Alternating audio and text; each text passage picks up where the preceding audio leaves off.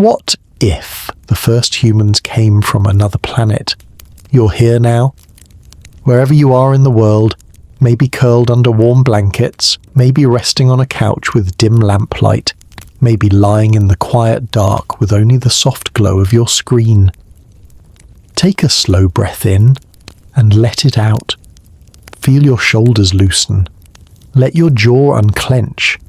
Let your body sink a little deeper into comfort. You don't need to move. You don't need to think about tomorrow. Right now, there is only this story and the slow drift of your breathing. Before we begin, tell me, where are you listening from tonight? A small town where the streets fall silent after sunset? A big city with the hum of traffic outside your window? Or maybe somewhere far from lights, where the stars are sharp and countless? Leave a word, a place, a thought. I'm always listening too. Now. Let the day fade from your mind. Let yourself imagine this. Feel it, not just as a picture in your head, but as if you're stepping into it right now. You're standing at the edge of a shore unlike any you've known. The air is cool but not cold. There's a faint metallic scent in the breeze, like rain on stone, but richer, stranger. The ocean stretches out before you, darker than any night sky you've ever seen. The waves moving in slow, deliberate rhythms, as if they're breathing too. Beneath your feet, the ground is not sand, not soil, but smooth, dark stone. Its surface is warm, almost alive, pulsing faintly as if remembering footsteps from long ago. And above, the sky is a map you don't recognize. Constellations bend into shapes that no earthbound culture has named. One star, brighter than the rest, burns with a pale blue light, and for a moment you feel as though it's looking back at you. There's no one here, no ships on the horizon, no buildings behind you, just you, the sea, the sky. And something in the air. A hum not from the ocean, not from the wind, but from the ground itself. You can't tell if it's sound or feeling, but it's steady, patient, ancient. You step forward. The stone beneath you seems to shift ever so slightly with your weight, as if it's welcoming you. The edge of the shore falls away into black water that reflects the sky so perfectly you can't tell where the sea ends and the heavens begin. It feels like standing at the seam of two worlds.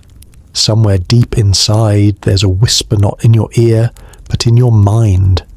It's not words, not yet, but a question forming. A question you've never thought to ask before. What if the first humans did not come from here at all? Not from this soil, not from this ocean, not from this blue and green world we call home? What if we were travellers once? What if Earth itself is not our birthplace, but our refuge? You let that thought settle. You don't rush to answer it. You just stand there, breathing, feeling the hum beneath your feet, the cool air on your face, the vastness above you. The idea feels both strange and familiar, as though it's been waiting for you. The waves roll in, slow and steady. Each one seems to carry fragments of memory, fragments you almost recognize, shapes of towering structures, voices speaking in a language you can't quite understand, landscapes with skies of different colors, and then they fade, like dreams upon waking. You take another breath, slow, letting your body soften. Maybe you close your eyes, maybe you keep them open, watching the ocean breathe. Time feels different here. The seconds don't march forward. They drift, as if caught in a gentle current. There is no rush. The story will come when it is ready. You can simply be here for now, a traveller at the edge of a forgotten shore under an alien sky. Somewhere, far beyond the horizon, perhaps there are other shores, other places where the first humans may have walked before they ever touched this earth. You feel the wind shift. It carries with it the faintest scent of flowers that you've never seen, that don't exist in any garden here. They bloom in your mind's eye for just a heartbeat, petals the colour of dawn, stems that shimmer faintly in the light, and then they're gone. You know, without knowing how you know that this place, this alien shore, is not a dream. It's a memory, not yours alone, but one carried deep in the blood, in the bones, in the quiet places where human history sleeps. And here you are, remembering. You take a step closer to the water's edge. The surface ripples, reflecting not only the sky above, but shapes moving beneath. They are vast, graceful, slow shadows gliding in the deep. They do not seem dangerous. They feel familiar, like old friends whose names you've forgotten. You kneel, placing your hand on the stone. The hum grows stronger, not louder, but more certain. It's the same hum you felt in ancient ruins, in quiet mountains, in forests untouched for centuries.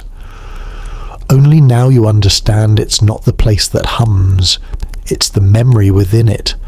Somewhere behind you, the faintest flicker of light appears, pale and flickering like a candle in the distance. It sways gently, as if carried by a hand you cannot see. You do not feel afraid, you feel expected. The question rises again in your mind, clearer this time. What if we came from somewhere else? It lingers there, not demanding an answer, just resting in the quiet between heartbeats. And as you breathe, as your body relaxes more deeply into stillness, the scene around you seems to breathe with you. The ocean, the stone, the sky all slowing, all settling into the rhythm of your pulse.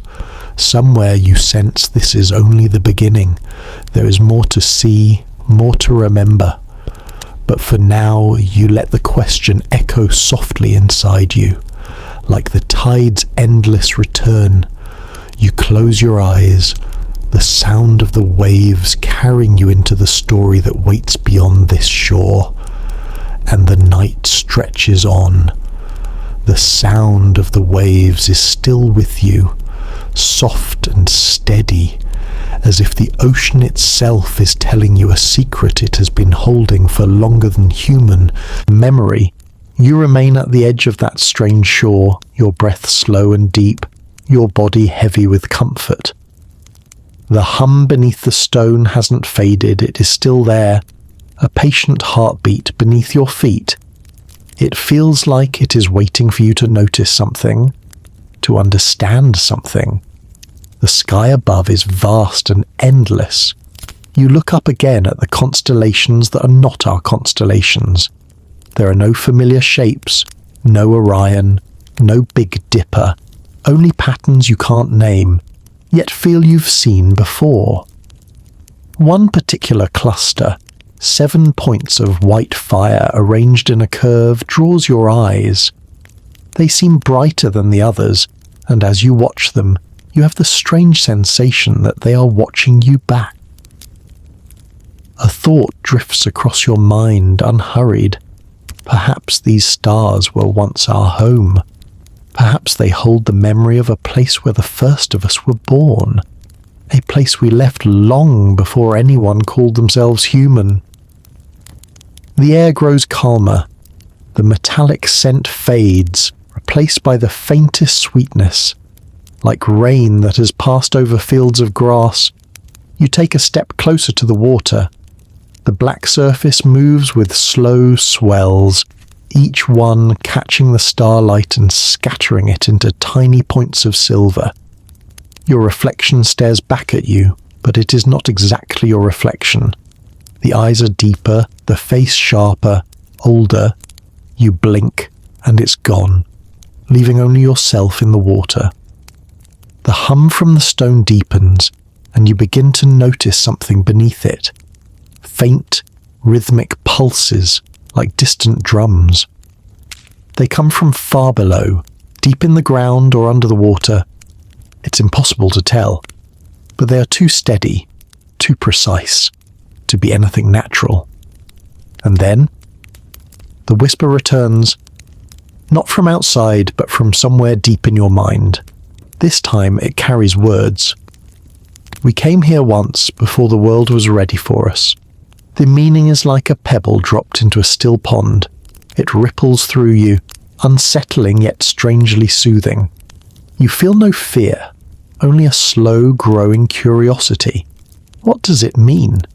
How could such a thing be possible? A gust of wind rises, and for just a moment the horizon seems to change. The ocean fades into a vast plain of pale sand, stretching endlessly under a sky of a different colour, a soft golden haze. Shapes move in the distance, tall figures walking together, their silhouettes graceful and elongated. They're carrying something, bundles of light, perhaps, or tools made of materials you cannot recognise. You can't see their faces, but you feel certain they are not strangers. The vision fades as quickly as it appeared, and you are back on the dark shore. But the memory of that golden world lingers in your mind, shimmering at the edges of thought. You breathe in deeply, letting your body sink further into stillness. You imagine the story unfolding in your mind like a long-forgotten book, its pages turning slowly, each one revealing a fragment of something vast. Somewhere deep in your bones, you feel that we are older than the world remembers, older than the rivers, older than the cities, older even than the names of the stars. Another wave rolls in, breaking gently against the stone. This time it leaves something behind, a small, smooth object resting at your feet. You crouch down and pick it up. It's a stone, but unlike any stone you've held before, its surface is warm and faintly luminous, as if it is lit from within by a soft golden light. When you turn it in your hand, the light shifts and swirls like liquid. You don't know how you know, but you understand. This is not from here, not from this ocean, not from this planet. It is a fragment of somewhere else, somewhere we once belonged. You close your fingers around it, and the hum beneath your feet changes, growing softer, slower. The pulses beneath the stone stop for a moment, as if the world is holding its breath. Then, somewhere far away, you hear another sound, the faintest echo of a voice. It is not speaking a language you know, yet you feel you understand the meaning. Remember where we came from.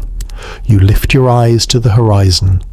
The water stretches endlessly, but now you think you can see something, a faint glimmer far out to sea. It might be a reflection of starlight, or it might be something else entirely. It feels like a doorway, a place where the ocean meets the memory of the sky.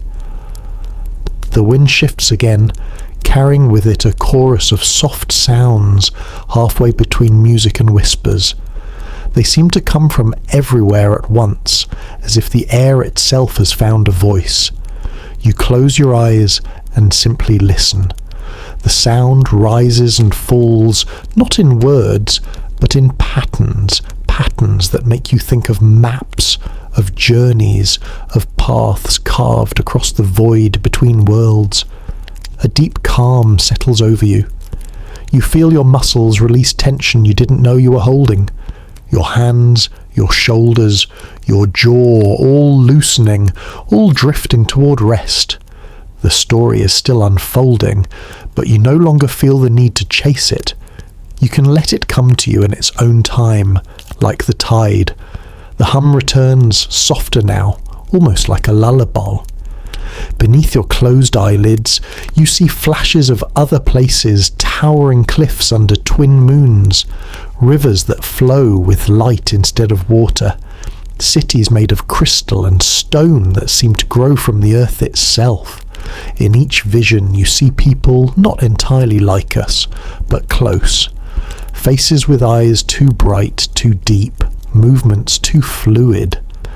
They look at you not with curiosity, but with recognition. When you open your eyes again, the shore is the same, the ocean the same, the alien sky above unchanged, but you feel different, as though something has shifted inside you. The question has not gone away. It has deepened, taken root. What if we are not from here at all? You stay there a little longer, letting the thought settle into you. The waves keep moving, the stars keep shining, and the hum beneath your feet carries on, as steady and patient as time itself. Somewhere beyond the horizon, there is more to this story, and when the moment is right, it will reveal itself. For now, you simply breathe, feeling the warmth of the strange stone in your hand, and the quiet certainty that you're standing at the edge of something vast, something ancient, something we have always known but long forgotten. And the night drifts on. The night feels deeper now. The ocean before you is no longer just a surface of moving water.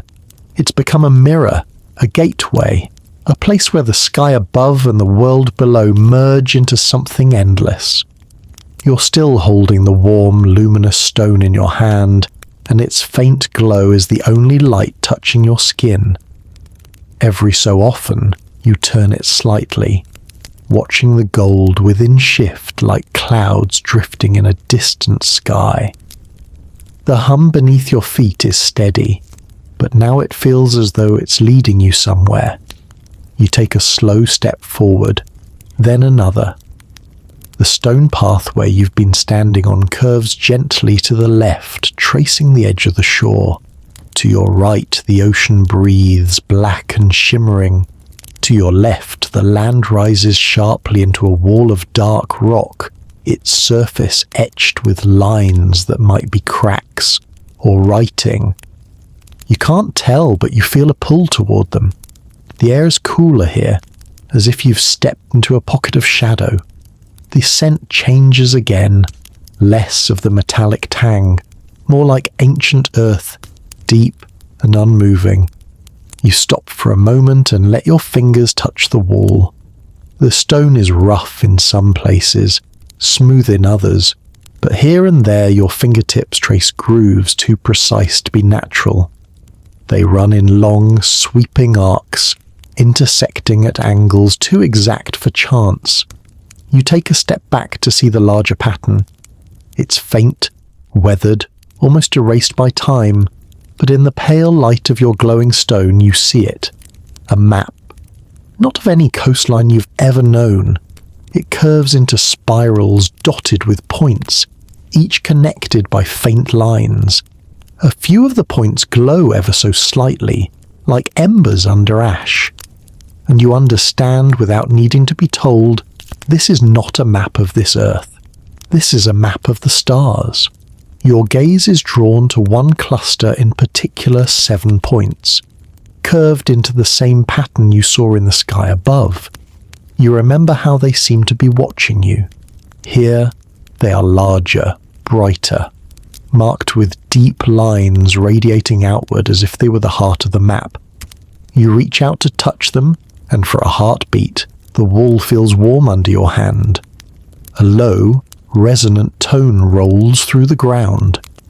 Not a sound, exactly, but a vibration you feel in your chest. It's as if the stone beneath your feet has acknowledged you. The air grows still. Even the ocean's rhythm seems to pause. And then the vision comes. You're standing not on this shore, but on a vast plateau under 2 suns. The sky is a deep, rich amber, fading into silver at the horizon. Towering structures rise around you, not built, but grown, their surfaces flowing like the inside of shells, spiraled and luminous. In the distance, a river of light winds across the land, its surface shifting through colours, blue, gold, violet as it moves. People walk here, tall, slender, with skin that catches the light like polished stone. Their clothing is simple yet strange, made of fibers that shift and change hue with each movement. Their faces are calm, their eyes deep, carrying the weight of someone who has seen more than one world. They speak to one another in a language that hums like the wind through crystal, and you understand these are the first of us. Not quite human as we know it now, but the shape, the spirit, the spark is there. They are our beginning, or perhaps we are their echo. You see them working together to prepare something long vessels, smooth and shining, resting on the plateau. They're not machines in the way we think of machines, but living structures, their surfaces pulsing gently, like the skin of some great sleeping creature. The people move around them with purpose, their hands trailing over the vessel's sides, whispering as though speaking to them. A great wind rises and the amber sky begins to shift. Clouds gather, not heavy with rain, but charged with light. Bolts of pure white streak across the heavens, not striking down but spiraling upward into the air. The people work faster now. The vessels awaken. You can feel their urgency, not panic, but inevitability. They must leave. They must find somewhere else. The skies above their world are changing in ways that will not allow them to remain. You watch as the vessels lift, silently, without fire or smoke, gliding upward into the air until they are swallowed by the silver horizon. The vision fades slowly, like embers cooling. You're back on the dark shore, hand resting against the star map carved into the stone wall. Your breath is steady, your body still loose and heavy with calm, but your mind is alive with what you've seen. The hum beneath you has changed. It's softer now, less insistent, as though it has given you what it meant to give. The ocean has returned to its rhythm, the air carrying the quiet hiss of waves against stone.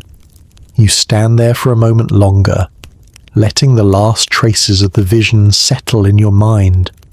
You understand now that this place, the shore, the stone, the map, is not simply a place of beauty. It is a record, a memory carved into the earth by those who came before. You take another slow breath, letting it fill you completely before releasing it. The night air is cool against your skin, the scent of the sea blending with the deep, ancient smell of the rock wall. Somewhere far above, the 7 stars shine down, bright and unblinking. You turn back toward the path along the shore, the luminous stone still warm in your hand. Each step feels deliberate, as though the ground itself is guiding you forward. You don't know where the path leads, but you feel certain it is part of the same story, a story older than our species, older than this planet, older than the maps we've drawn to try and contain the universe.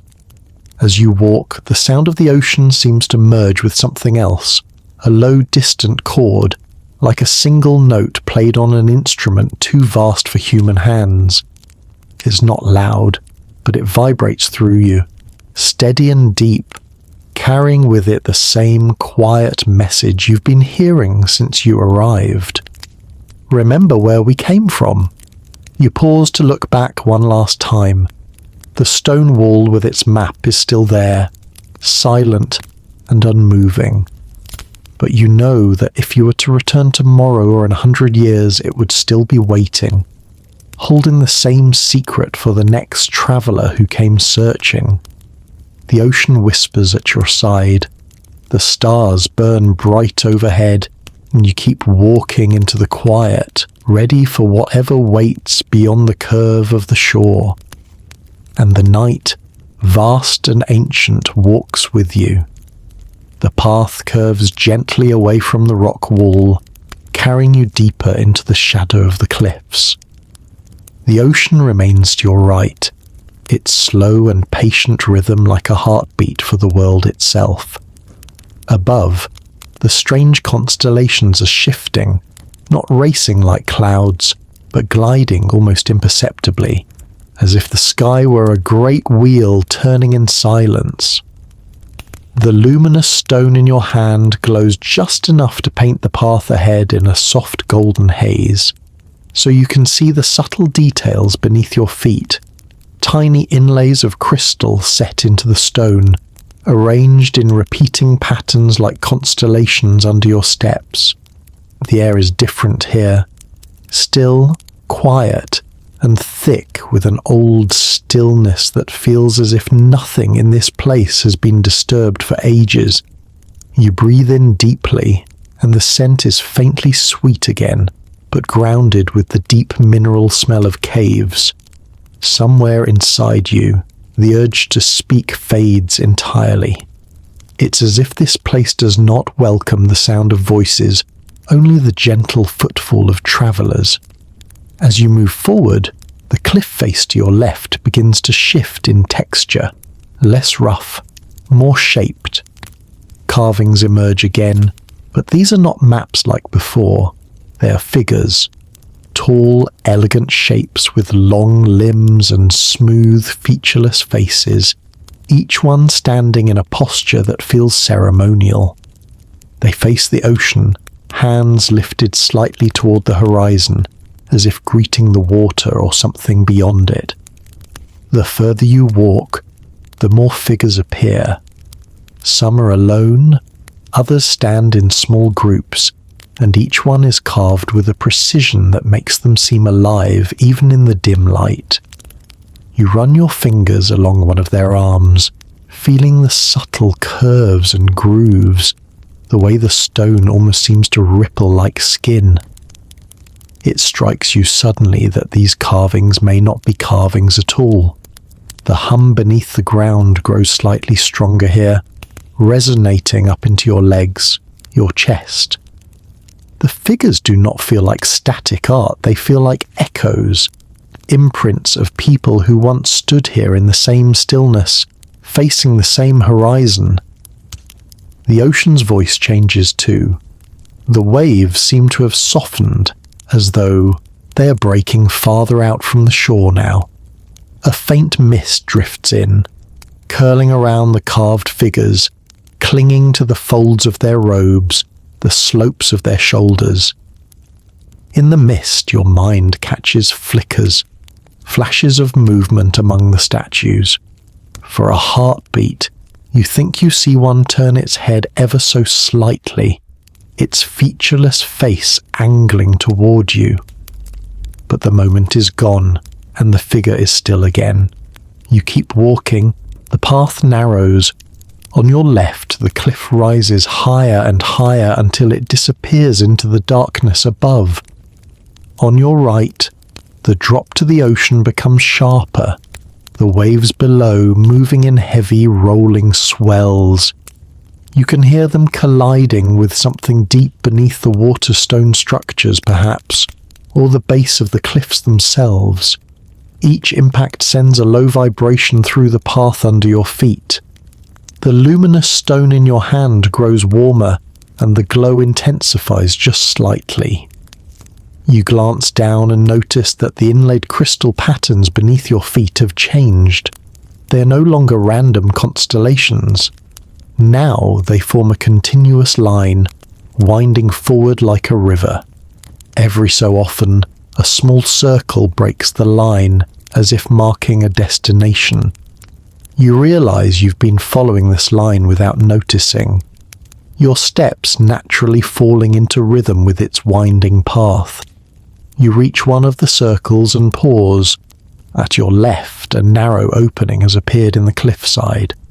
It is framed by two carved pillars, each one etched with symbols, swirling shapes, repeating spirals, and a motif you've seen before, the cluster of 7 stars. The opening is tall and narrow, just wide enough for you to pass through. The hum beneath the ground changes again, becoming softer but more focused, almost like it's coming from within the opening itself. You glance toward the ocean one last time, its black expanse stretching endlessly into the night, and then step inside. The air within is cooler, and the sound of the ocean fades instantly, replaced by a deep and pervasive silence.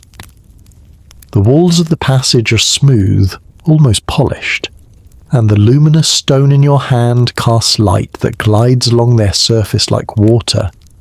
The spiraling carvings from the pillars continue here, winding along the walls and ceiling, guiding your gaze forward.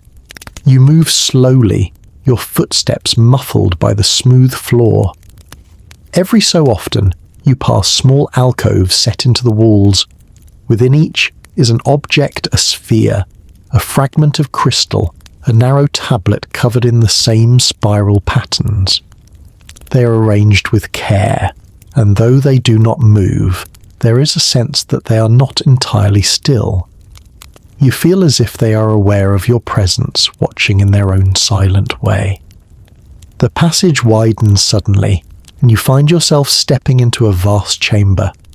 The ceiling is high, disappearing into shadow, but faint glimmers suggest it is studded with crystal, or perhaps even tiny openings to the night sky.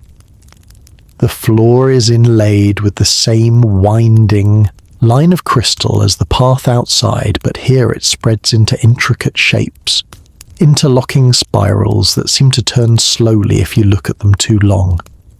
At the center of the chamber stands a single pillar of smooth, dark stone. Resting atop it is a bowl carved from something pale and luminous, almost like the moon itself had been shaped into a vessel. Inside the bowl is water, or something like water, that moves in slow circles without spilling over. The light of your stone reflects in it, bending and stretching as if the surface were alive. You approach, drawn by a pull you can't resist. The hum you've been feeling since you first stepped onto the shore is loudest here, not loud to your ears, but in your chest, your bones. You feel it in your heartbeat, your breath. You lean forward, looking into the water. The surface clears, and a vision begins to form, not of the alien shore or the amber-skied world from before, but of the earth itself. You see green valleys, wide rivers, mountains capped in white. You see people, our people, moving across plains, building fires, shaping tools from stone. But then the vision shifts, and you see other figures among them, taller, with the same calm, deep eyes as the people from the world of two suns. They walk among early humans, teaching, guiding, shaping. The vision fades, and you're left staring at your own reflection in the water. For a moment, your face seems to hold traces of theirs, the long gaze, the calm expression, the weight of memory that stretches beyond this lifetime. You step back slowly, holding the luminous stone close. The chamber feels even more still now, as if the vision has quieted something in it. You take a slow breath, letting the air fill you completely before you begin to walk again, following the spiral patterns back toward the passage. Somewhere deep inside, you know you've only begun to understand what this place is. And yet the calm remains, steady as the ocean outside. The story is still unfolding, and you are still part of it. And beyond the cliffs, the night waits. This silence of the passage stays with you even after you step back out into the open air. The sound of the ocean returns slowly, like a familiar voice after a long absence, but it feels changed, deeper, more resonant. You pause in the doorway, letting your eyes adjust to the night once again. The 7-star cluster still burns brightly above the horizon, and you find yourself glancing between them and the luminous stone in your hand, as if they share some unspoken connection. The air outside is warmer than it was before, carrying a faint scent of salt and something floral, delicate and almost sweet. The mist has thinned, revealing more of the ocean and the jagged rocks that rise from its surface in the distance. Some are small, no more than sharp black teeth in the water, but others are larger, flat-topped, and covered in what looks like the same smooth stone as the path beneath your feet. They seem too precise, too deliberate to be natural. You walk slowly along the path, listening to the hum beneath your feet. It is quieter now, but it has not gone away. It feels almost like a heartbeat you have started to match your own to without realizing it. With each step, the world around you seems to fall into that rhythm. The waves, the wind, even your breathing. The carved figures along the cliff have thinned out now, replaced by stretches of bare rock that seem untouched by tools. In these spaces, the stone glitters faintly in the light of your glowing stone, as though there are tiny crystals hidden beneath its surface. You find yourself wondering how old this place is, whether the path you are walking was laid down long before the ocean claimed this shore, or even before the continents took the shapes we know today. Up ahead, the path widens into a flat platform that juts out over the water. It feels like a place meant for gathering or for watching. The surface is inlaid with the same crystalline lines you've been following, but here they spread outward in a great spiral that winds toward the edge, where the stone meets the sea. You step into the center of it, and for a moment the hum beneath you becomes stronger again, pulsing in a slow, steady beat. You close your eyes and breathe. The air here feels different, charged, but not in a dangerous way, more like the stillness before a long-awaited answer. When you open your eyes again, you notice something strange. The ocean is reflecting not just the stars above, but shapes far below the surface. At first, they seem like rocks or coral formations, but the longer you look, the clearer they become. Structures, towers, long, sweeping arches, roads that vanish into the depths. The water distorts them, making them sway like mirages, but there is no mistaking their symmetry, their intent. You crouch at the edge, leaning closer. The luminous stone in your hand glows brighter, casting light over the surface. The shapes below shift and sharpen, and you see them as they must have once been an entire city beneath the waves, lit by pale blue light that streams from within the walls and streets themselves. It is not ruins you're seeing, it is memory. Figures walk those streets, taller than we are now, their movements fluid and certain. They carry objects in their hands, tools perhaps, or instruments, but they are unlike anything you've seen before. Some are long and slender, glowing faintly at the tips, while others are round, pulsing with light that seems to answer the movements of their hands. The vision shifts and you see the city as the water begins to claim it. Waves rise higher, the light fades, and the streets begin to empty.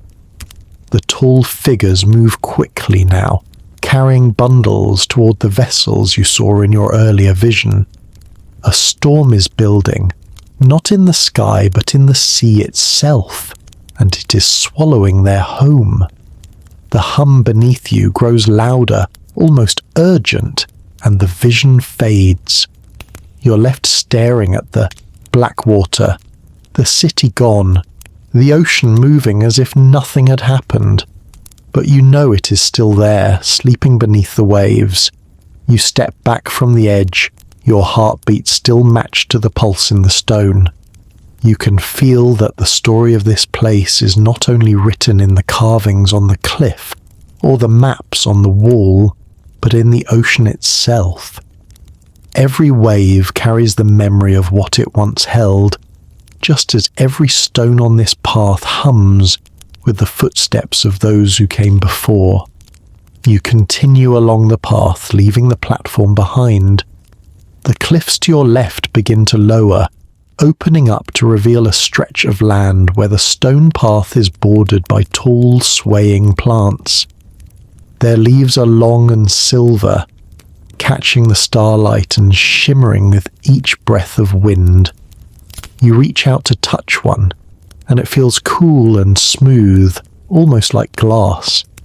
As your fingers brush against it, the hum beneath your feet seems to answer with a faint change in tone, as if acknowledging the contact.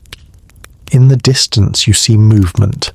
At first you think it's the wind in the plants, but then you realize the shapes are too deliberate, too fluid. Figures are moving between the tall silver leaves, slender, slow, almost gliding. You can't see them clearly, but their presence is unmistakable. You keep walking, the figures never quite drawing closer, yet never falling away entirely. They remain in the corner of your vision, as though they are guiding you, or perhaps watching to see where you will go next. The path curves again, leading toward another rise in the land. Beyond it, you can hear a sound different from the ocean, the soft rush of falling water. You climb slowly, the hum growing faint under your feet, as the surface changes from smooth stone to a rougher texture, marked with cracks and tiny pockets of moss. At the crest, you stop. Below you, in a shallow basin, a waterfall spills from the cliff into a pool of perfectly still water. The fall itself is narrow, but the pool is wide, its surface reflecting the stars with a clarity that makes it look like a hole cut into the world, opening directly into the night sky. The luminous stone in your hand flickers slightly, its light shifting from gold to a pale blue, matching the glow that seems to come from the pool itself. You descend slowly toward it, the sound of the water filling the air with a gentle, endless rhythm. As you approach, the figures you glimpsed in the plants fade from sight, leaving you alone with the pool and the stars above. You kneel at the edge, holding the stone just above the surface. The reflection of the 7-star cluster appears again in the water, perfectly framed.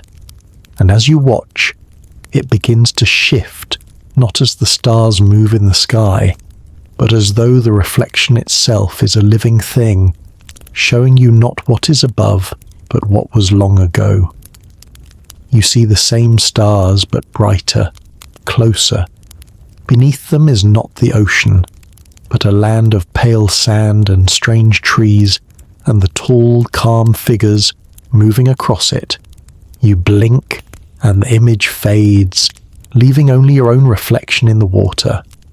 But the feeling remains that you have just glimpsed a truth so old, it no longer has a place in the history we've been told.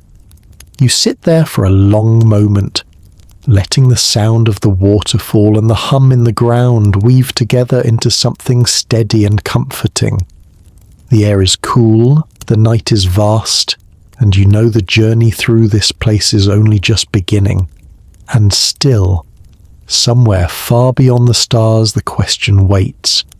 You linger by the pool for a while, watching the reflections on its surface tremble each time the narrow waterfall touches it. The ripples seem almost purposeful, spreading outward in concentric circles that shimmer under the starlight.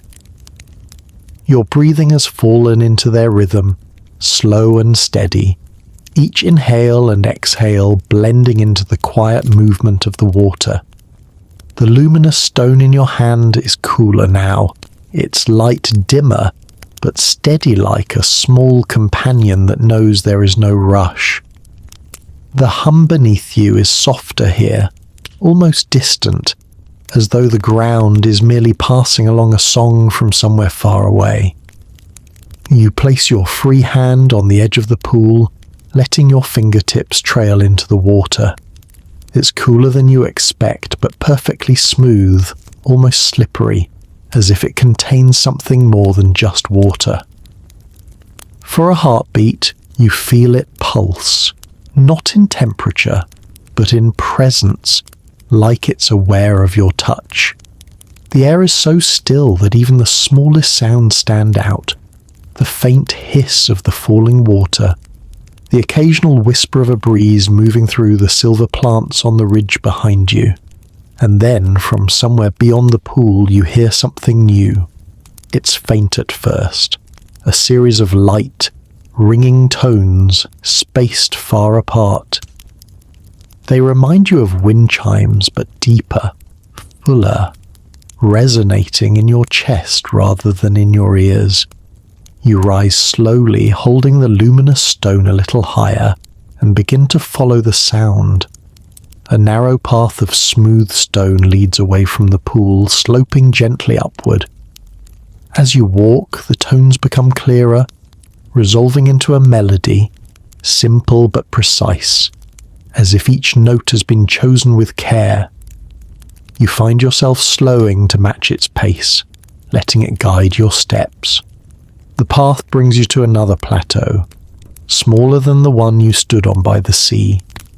At its center is a circle of tall, slender pillars. They are made of the same smooth, dark stone as the path, but each is capped with a disc of pale crystal that catches the starlight and scatters it in delicate rays across the ground.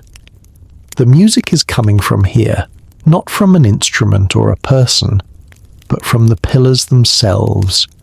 You step into the circle, and the hum beneath your feet merges with the tones, creating a harmony that seems to fill not just the air, but the space inside your body. You turn slowly, looking at each pillar in turn. The carvings on them are more intricate than any you've seen so far, spirals within. Spirals, lines intersecting at impossible angles, tiny dots arranged in ways that seem almost mathematical.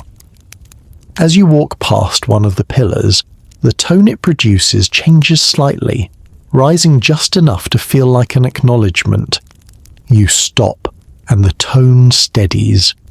You take another step forward, and another pillar answers. It's as if the circle is aware of your movement, responding in sound to your presence. You close your eyes and stand still in the center. The tones weave together around you, forming something that feels less like a song and more like a map, each sound marking a point, each pause marking a space between. And slowly, a picture forms in your mind, not an image of land or water, but of the sky. The pillars are playing the stars. The melody grows softer, and a memory, perhaps not your own, pushes gently to the surface of your thoughts. You see a vast hall under twin moons, where figures stand in a similar circle of pillars. They are taller than you, their robes flowing, their faces calm and focused. The tones are louder here, sharper, the air vibrating with their strength. One by one, the figures place their hands on the pillars, and the space above them fills with points of light until it becomes a complete map of their skies. You realize that the pattern matches the carving on the cliff wall you saw earlier, the map with the 7-star cluster at its center. Then the vision changes. The stars begin to shift, the patterns breaking apart. The figures in the hall move quickly, adjusting the tones, altering the map, tracing new paths across the void. They are searching, they are planning a journey, and finally their attention rests on a single small star, far from the center of their world, Earth. The vision fades as the tones in the pillars soften back into the slow, steady melody you first heard. You open your eyes to find yourself standing alone in the circle under the strange constellations. The 7-star cluster is still visible above, and you can't help but glance toward it again, feeling the weight of what you've just seen. You walk slowly around the inside of the circle, letting your hand brush each pillar in turn. Each one responds with a slight shift in its tone, as if it's greeting you individually. By the time you reach the last pillar, the hum beneath your feet has changed again. It feels lighter, as though it's urging you forward. The path leading out of the circle slopes downward, winding between two low ridges. On either side, the ground is covered in the same silver-leafed plants you saw earlier, their leaves swaying gently despite the still air. The light from your stone catches on their surfaces, scattering faint reflections like stars lying in the grass. After a short distance, the ridges open into a wide, flat expanse of stone.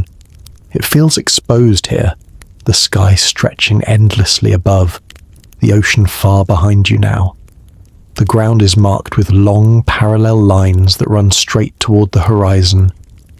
Some are faint, worn, almost smooth, while others are sharp as if newly carved. You kneel to examine them. The grooves are too straight, too evenly spaced to be the result of nature. They remind you of the kind of marks left by something being dragged or perhaps guided over the same path again and again.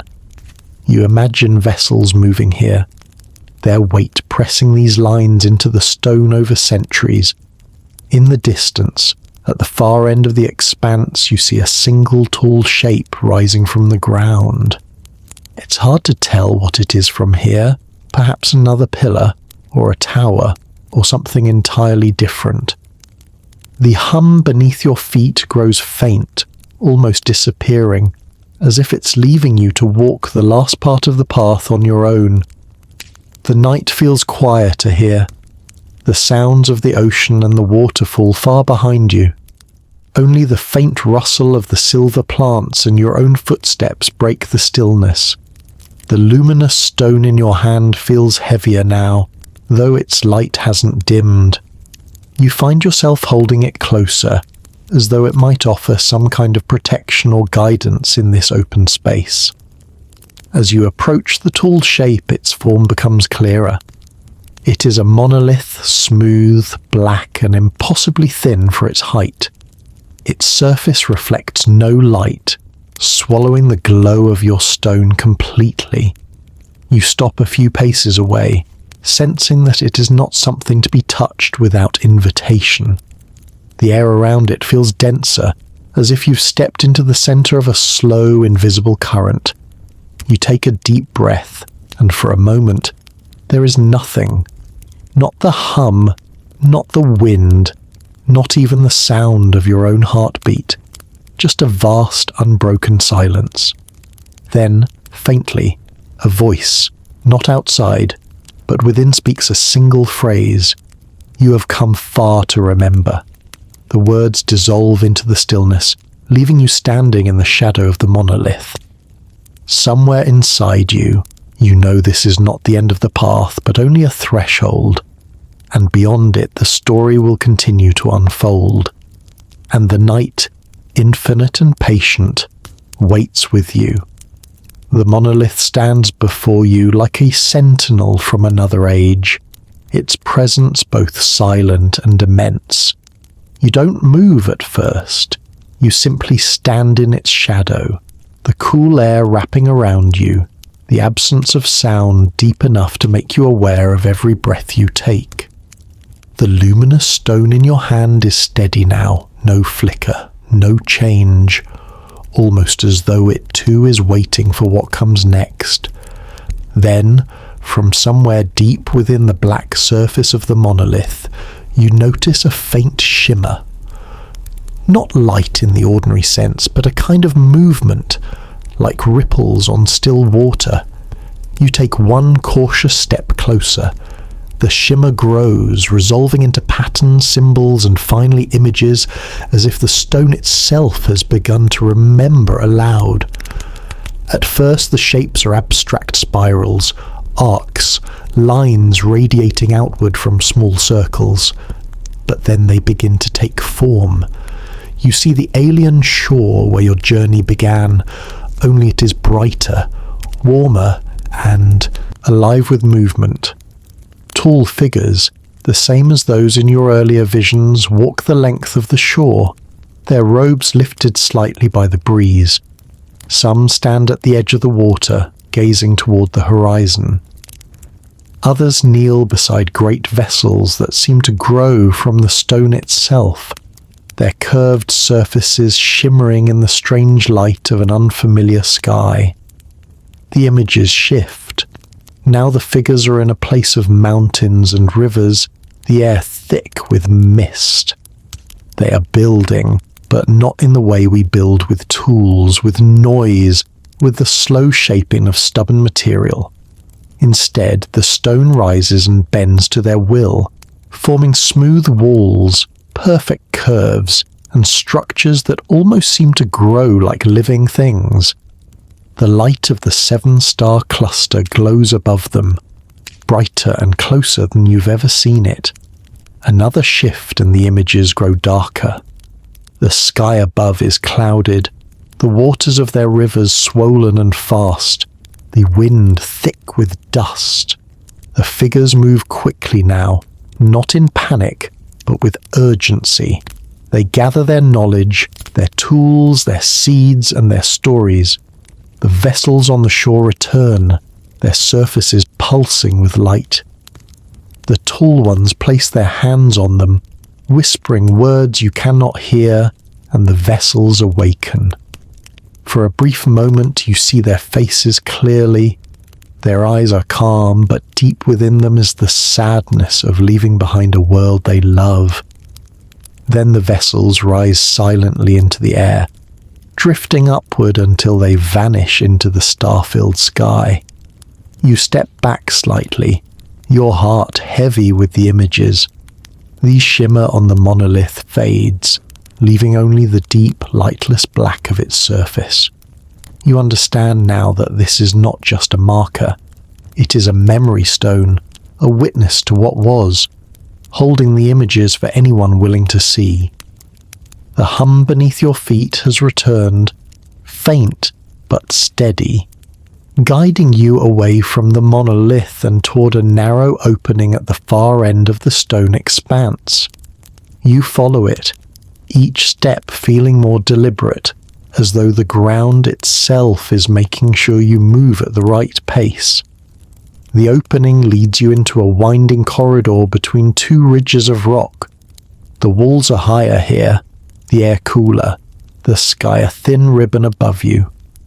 You can hear the distant echo of water again, but this time it is not the soft rush of a waterfall.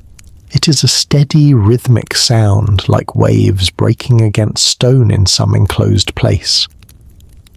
The corridor opens suddenly into a small cove. The water here is calm, shielded from the ocean by a curved wall of rock. Along the shore, half buried in the sand, are fragments of something you recognize instantly from the visions pieces of the vessels.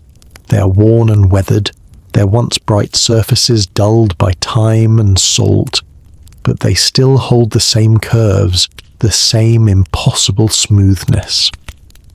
You walk among them slowly, tracing your fingers along the edges of a broken panel. The material is unlike anything you've ever touched. It feels alive somehow, its surface faintly warm even in the cool night air. In the center of one large fragment, a symbol is etched deep into the surface, the 7-star cluster, surrounded by spirals. A soft voice drifts into your mind again, not words this time, but a feeling, a memory of movement. You see the vessel whole once more lifting into the air, carrying its passengers toward the stars. You feel the weight of their decision to leave, the hope and the loss mingled together. And then the vision fades, leaving only the quiet lapping of water against the shore. You sit for a moment on one of the larger fragments, letting your body rest. The air here feels different, thicker somehow, carrying the scent of both salt and earth.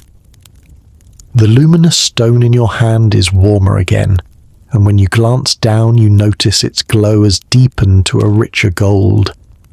You turn it slowly, watching the light inside swirl like liquid, and for the first time you realize that it is reacting to this place, perhaps even to the memories stored here.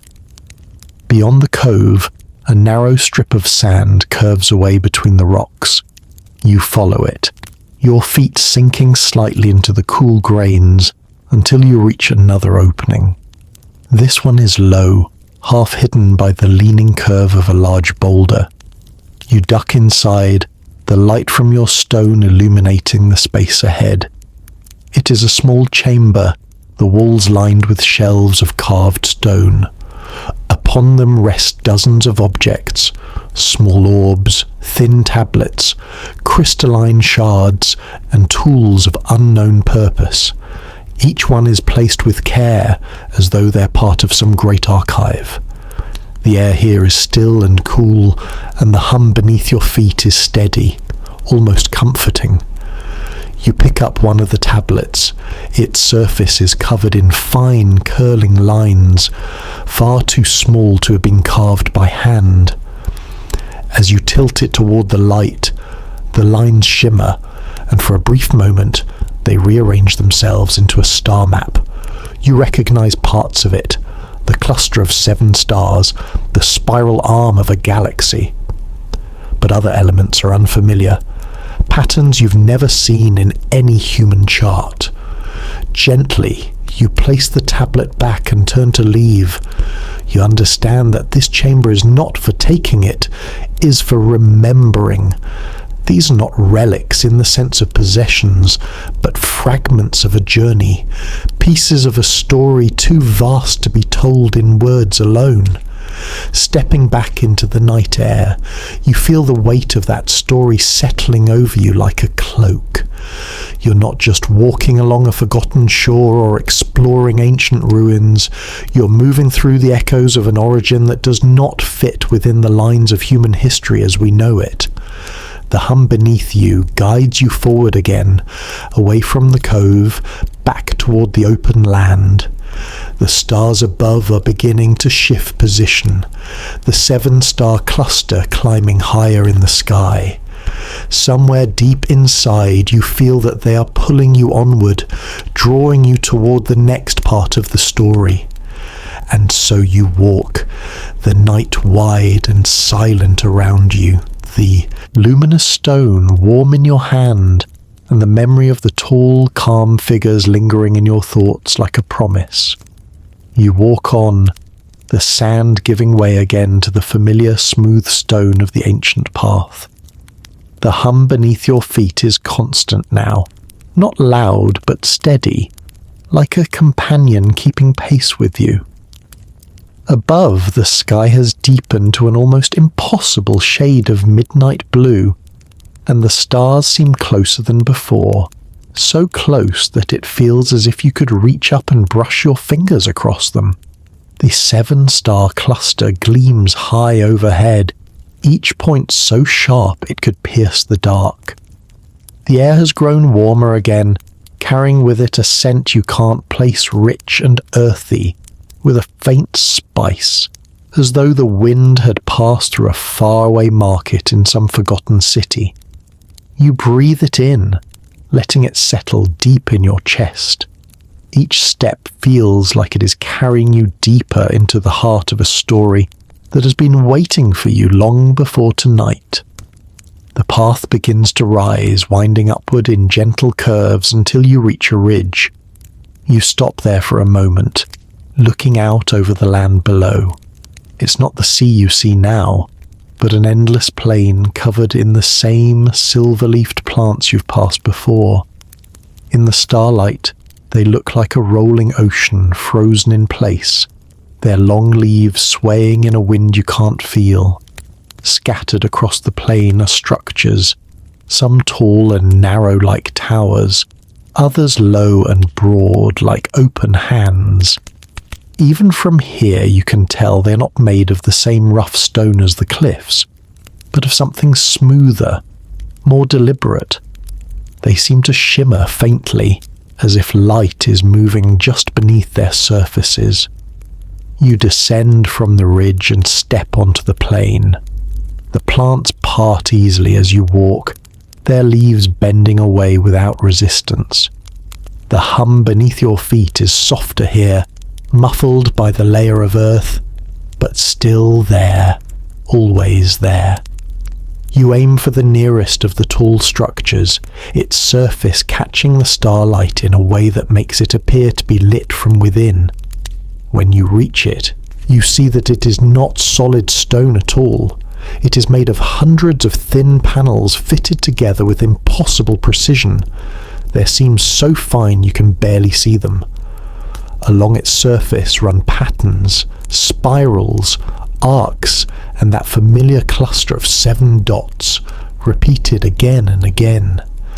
You press your hand against one of the panels and it is warm, almost like living skin. The warmth deepens under your palm and the air around you shifts. The plane is gone, replaced by a vision so vivid you almost forget you're standing still.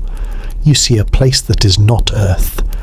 Its skies are pale violet, its horizon lined with mountains so tall they vanish into thin clouds. The silver-leafed plants are here too, but taller, their leaves wide enough to walk upon. Scattered among them are settlements of strange beauty structures grown directly from the ground, their walls translucent, their shapes flowing like water frozen in motion. The tall figures are here as well, moving through their settlements with quiet purpose. Some are tending to the plants, coaxing them into patterns that seem both decorative and functional. Others are gathered in circles, their hands resting on objects that pulse faintly with light. And above them, in the violet sky, the 7-star cluster burns bright close, near enough that its light casts long, soft shadows across the land. You understand without being told, this is where they came from. This is home. But the vision shifts again, and the skies darken. The light of the stars fades behind clouds the colour of iron. The air grows heavy, the silver plants bow under unseen weight, and the tall figures gather once more not in the open spaces of their settlements, but in vast halls filled with the same tall pillars you saw earlier. Their movements are faster now, their faces marked with something you've not seen before. Urgency. The panels beneath your hand grow cooler, and the vision fades. You are back on the plain, the towering structure before you, its patterns still glowing faintly in the night. You step back, breathing slowly, letting the images settle in your mind. You realize now that the silver-leafed plants on this plain are not native to this place. They are travelers too, brought here from that distant world and planted in this soil as a reminder, or perhaps as a connection to the home that was left behind. The thought makes you look around at them differently, as if they are silent witnesses to a journey few would believe. You turn toward another structure, one of the low, broad ones. It is shaped like an open hand, its 5 curved extensions reaching outward from a central circle. As you step inside, you see that the ground within is covered in shallow pools of perfectly still water. In each pool, the stars are reflected, but not as they are above you now. They are arranged differently in patterns you don't recognize, as if each pool holds the memory of a different night sky. You kneel by one of the pools, peering into its depths. The stars in this reflection are vast and bright, and among them you recognize the 7-star cluster again. But here, it is joined by another cluster, smaller but equally bright, as though the two are reaching toward each other. A faint ripple distorts the image, and for an instant you see the dark curve of a vessel passing between them. You stay there for a while, moving from pool to pool, each one offering a different vision, different skies, different journeys, different points of origin. By the time you return to the center of the structure, the hum beneath your feet feels stronger, more insistent, as if it is encouraging you to move on. You step back into the night, the plain stretching endlessly in all directions. The towers and low structures are scattered like markers in a great deliberate pattern, and you find yourself wondering if they form a map when seen from above. The 7-star cluster hangs high overhead now, its light cool and steady, a beacon in the endless dark. Somewhere out there, you feel, lies the next piece of the story, perhaps hidden in another structure, perhaps buried deep beneath the silver fields.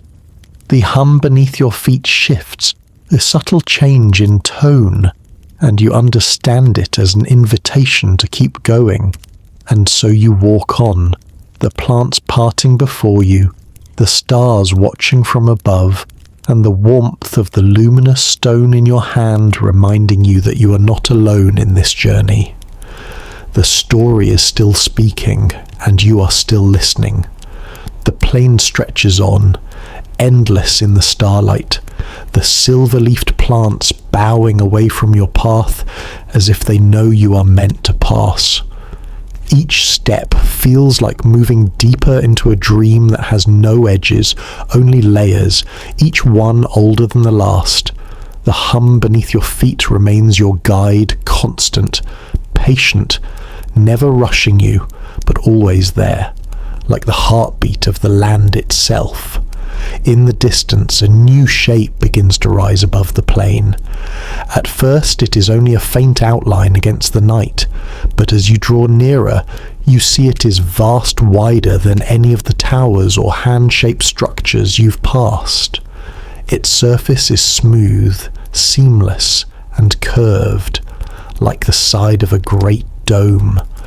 The closer you get, the more you realize it is not sitting on the ground, but emerging from it, as though it has always been part of the earth, waiting to be uncovered. When you reach the base of the dome, you find an opening, a tall, narrow archway with no door, only a soft blue light spilling from within. The hum beneath your feet grows stronger here, resonating through your legs and into your chest, until you can almost feel it sinking with your own heartbeat.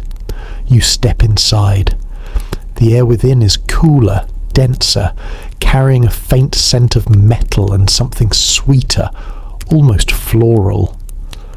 The blue light seems to come from the walls themselves, glowing faintly through a surface that is neither stone nor metal, something in between. The interior is vast, the curved walls sweeping upward until they vanish in shadow.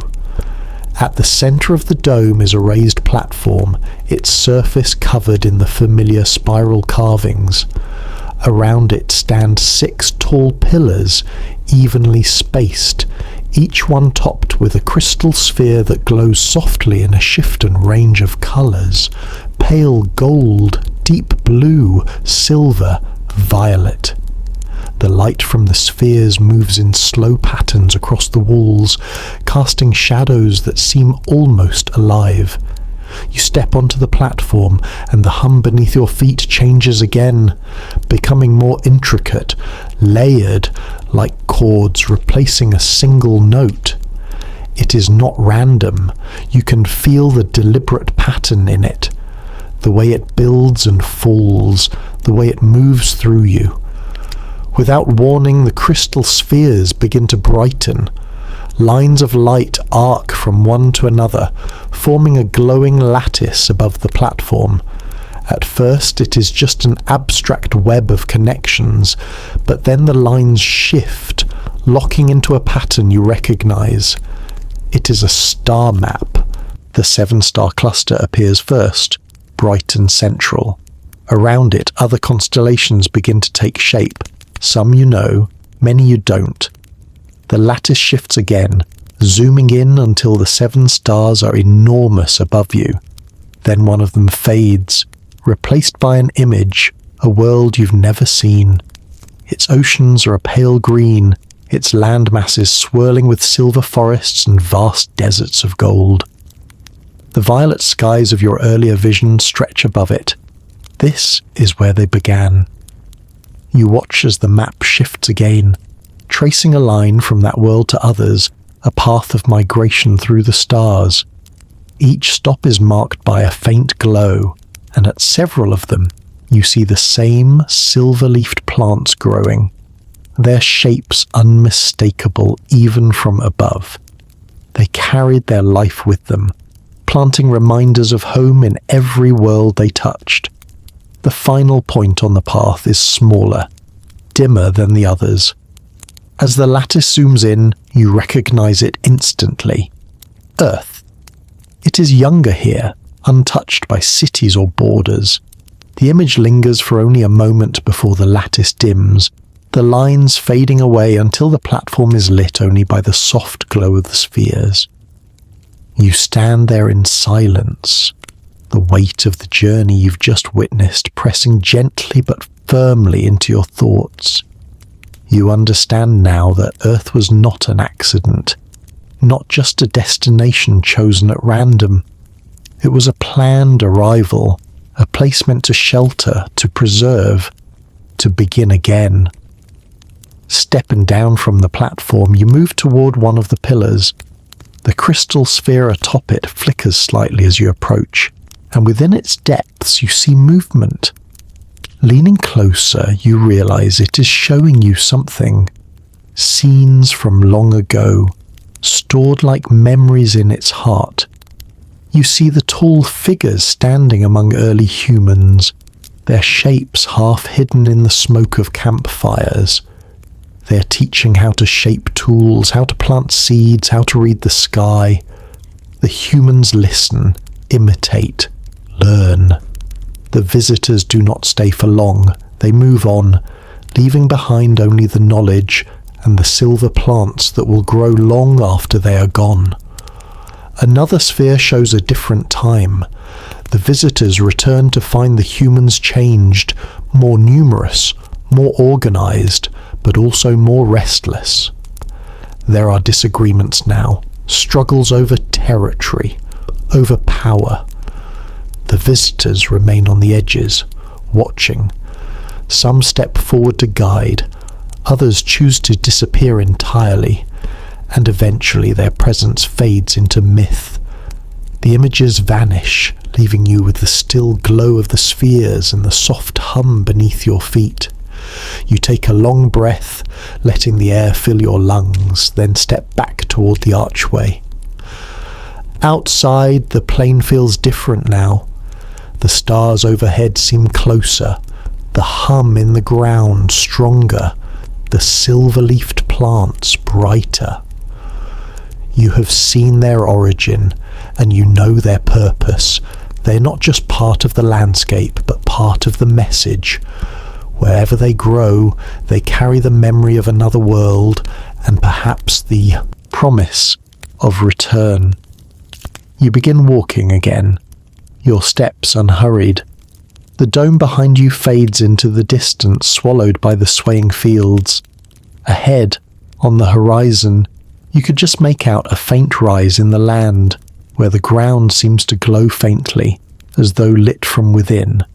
You know without knowing why that this is where the path is leading you next. And so you go on, the hum steady, the stars watching, the luminous stone warm in your palm. Somewhere ahead, the next chapter of this story waits, and you are ready to hear it. The glow on the horizon pulls you forward, a soft, steady light that rises from the land itself rather than from the sky. The silver-leafed plants seem to part more easily now, swaying aside as if aware of your destination. The hum beneath your feet is more pronounced, its vibration rising gently through your bones. It feels almost like a current, carrying you toward whatever waits ahead. As you walk, the air changes again. It grows warmer, heavier, infused with the scent of something ancient like stone warmed by the sun, mixed with the faint aroma of rain that hasn't yet fallen. The glow ahead brightens slowly, revealing more detail. A low, wide structure, partially buried in the earth, its surface covered in spiraling patterns that seem to move if you stare too long.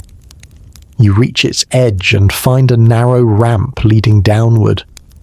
The walls along the ramp are carved with rows of small repeating symbols, circles, arcs, and jagged lines that might be writing, though not of any language you've seen. Every few steps, the luminous stone in your hand flickers faintly, as if responding to these markings. The hum deepens as you descend, and the glow from below grows brighter, washing the walls in soft gold.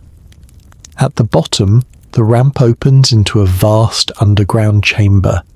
Its ceiling is low at the edges but rises sharply in the center, creating the sense of being inside the shell of some great, hidden creature.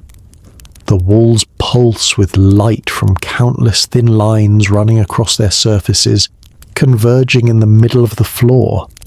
There, in the exact center, is a raised platform, and on it rests an object unlike anything you've yet seen on this journey. A great circular disc, upright and spinning so slowly you almost think it is still. Its surface is a deep, rich black, but embedded within it are pinpoints of light stars, arranged not randomly, but with deliberate precision. You step closer and realize you are looking at the map of the skies. This one is different from the lattice of stars you saw in the dome. Here the points of light are connected by thin glowing lines, but some are brighter than others, marked with a faint halo. The 7-star cluster is there, central and prominent, but there are others too, each with its own faint glow. As you watch, the disk changes, the stars shift position, the lines rearrange themselves, and the glowing points trace paths between them. You see routes, journeys, spanning not just the space between stars, but between times. For a moment the paths converge on one point, Earth. Then they move again, splintering outward, reaching places you cannot name. You hear a sound soft at first, almost like wind, but it's not coming from above. It's coming from the walls themselves. You look around and see that the thin lines of light running along the walls are shifting, forming patterns. At first, they seem like random movements, but then you recognize them. They're repeating the same routes you see on the spinning disc. The whole room is a map, every wall a record of journeys taken. And then you notice something else. There are gaps, spaces where lines once were, now missing. Routes erased, destinations forgotten. The hum beneath you changes slightly, dipping lower, as if reflecting the weight of what's missing. You step closer to the disc, your eyes tracing the 7-star cluster again. As you focus on it, the luminous stone in your hand grows warm, so warm you almost drop it. The stars on the disc shift once more, and now a faint image overlays the map. Not of the stars themselves, but of faces. Tall, calm, ageless faces watching. They're not moving, but their eyes seem alive, aware of your presence. The image fades, replaced by the map again, but the feeling remains that you've been acknowledged, perhaps even recognized. As you stand there, you begin to notice details in the walls that you didn't see before. Alongside the glowing roots are faint carvings, records of events, perhaps, or warnings. One depicts a series of great waves rising over cities. Another shows a sky darkened by clouds, with the stars hidden. A third shows vessels slender, curved rising from a world and vanishing into the heavens. You understand now that this chamber is more than a record of where they went. It is a record of why. The 7-star cluster glows brighter on the disk, its light reflecting in your eyes. The hum grows stronger again, and you feel it rising through you, filling you with the sense that you're standing in the heart of something immense, something too large to hold in thought alone. You close your eyes, and the map remains, burned into the darkness behind your eyelids. When you open them again, the spinner's disk has slowed to a near stop. The lines fade from its surface, leaving only the points of light. The hum softens, returning to its steady, patient rhythm. It feels like the chamber has given you all it meant to for now. You step back from the platform and look toward the far side of the room. Another ramp rises there, its walls marked with a different set of symbols, larger, bolder, almost like a series of warnings or instructions. You start toward it, your footsteps echoing softly in the still air. Halfway up, you pause to look back at the chamber. The glowing lines on the walls have dimmed, the map reduced to faint outlines. The spinning disk is nearly still. But the memory of what you saw there remains bright in your mind, the routes, the missing paths, the faces in the stars. At the top of the ramp, you emerge into the open air again. The night feels cooler now, the breeze carrying a new scent, sharp, fresh, almost like rain on stone. The stars overhead seem to shimmer more brightly. The 7-star cluster high and unwavering in its place. You stand there for a moment, breathing in the cool air, letting the hum in the ground settle back into its steady rhythm. You feel as though you have crossed some invisible boundary, that you're now not just walking through a forgotten land, but moving through the very structure of a truth hidden in plain sight. Somewhere ahead, you know, there will be those who have tried to keep this truth from being told. But the story itself is patient. It waits. And tonight, it is still unfolding. You take your first step forward, the luminous stone warm in your hand, the hum guiding you once more into the quiet vastness of the plain. The night meets you with a gentle hush as you step away from the chamber and back onto the open plain, as if the world is giving you time to absorb what you've seen. The air tastes like new rain, though no clouds hide the stars. The hum beneath your feet feels softer now, almost affectionate, its steady pulse a reminder that you're still on the path you were meant to walk. You pause for a moment and let your gaze drift across the horizon. The towers and low, open-handed structures lie behind you in a quiet rhythm, and beyond them the dark line of the distant ocean gleams like ink. Somewhere in that silence, you sense the presence of others, not here now, but once. Their footsteps linger the way a scent does after someone has left a room. They were drawn here too by a pull they couldn't explain and a curiosity they couldn't deny. You begin walking again, and the plain slowly rises into a slope that cuts diagonally toward a narrow valley. The silverleaf plants thin out as the ground grows stonier, and soon the path becomes a series of broad, flat steps, each one worn smooth. Your luminous stone glows steadily, and the light from it skims across shallow carvings in the stairfaces, repeating arcs, pairs of lines that cross like woven fibers, small clusters of dots set close together. You've seen these marks many times now, but here there are other signs too, faint scratches near the edges of the steps, old scuffs in the rock, a spot where someone tried to chip a fragment free and gave up. These marks do not belong to the tall, calm people of your visions. They belong to later visitors, people like you. At the top of the slope, the land opens into a narrow shelf, and on that shelf you find a camp that is no longer a camp. Its structures are little more than skeletons, ribs of wood and poles of rusted metal sunk into the stone. Canvas once stretched between them, but the wind and years have taken it. A ring of blackened stone sits at the centre, the ashes within long cooled and sifted by weather. There are fragments of glass half buried in dust and the corner of a crate with stenciled letters faded into anonymity. You crouch and touch the crate. It is dry and brittle as bark, but you can still feel the human urgency in the way it was built. Hastily, function over beauty, meant to carry whatever could be salvaged from a place no one was supposed to find. Beyond the fire ring you spot notebooks. Time has softened them into swollen shapes, but when you lift the first one carefully, the cover holds. Inside, the pages are a patchwork of survival. Some are stuck together, some are washed pale by damp. But here and there, ink remains.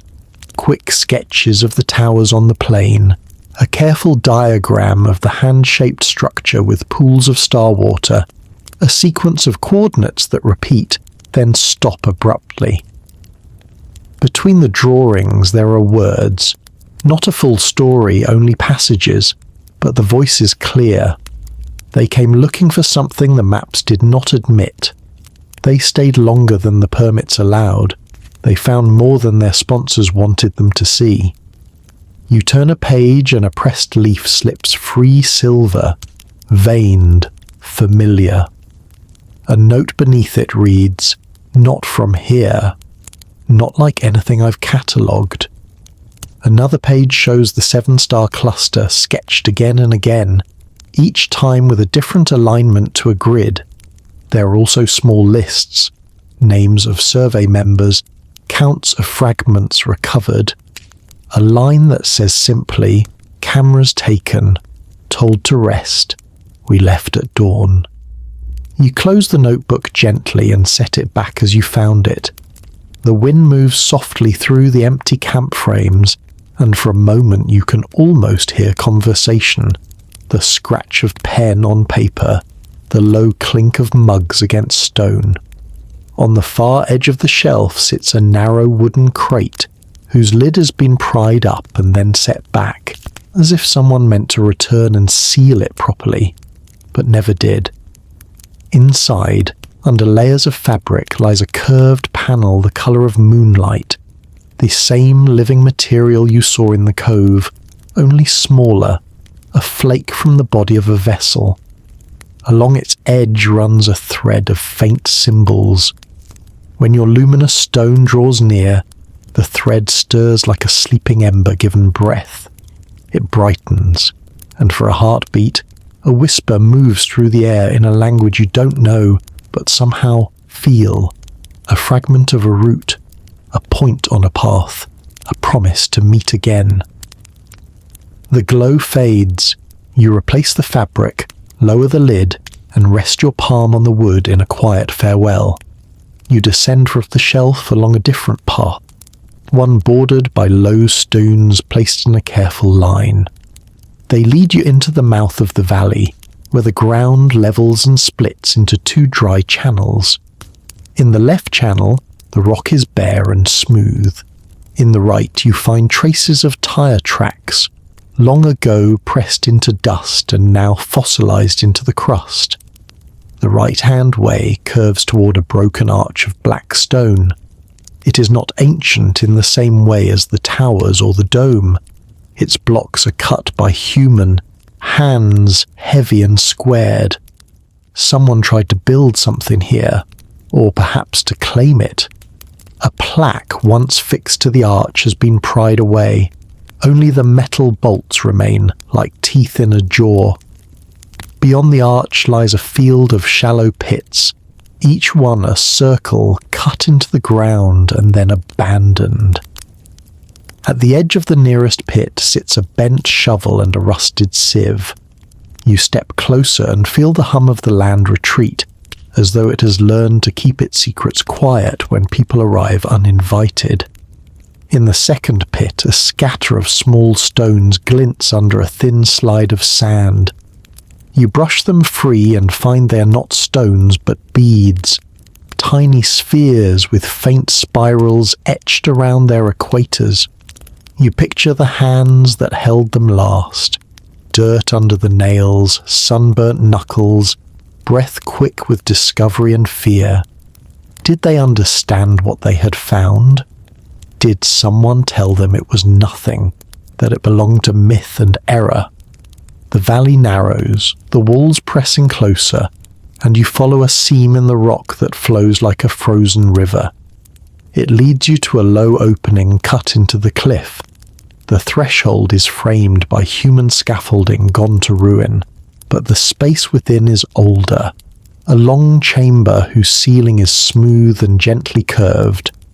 The first steps echo, then the chamber absorbs the sound, and the hush folds around you again.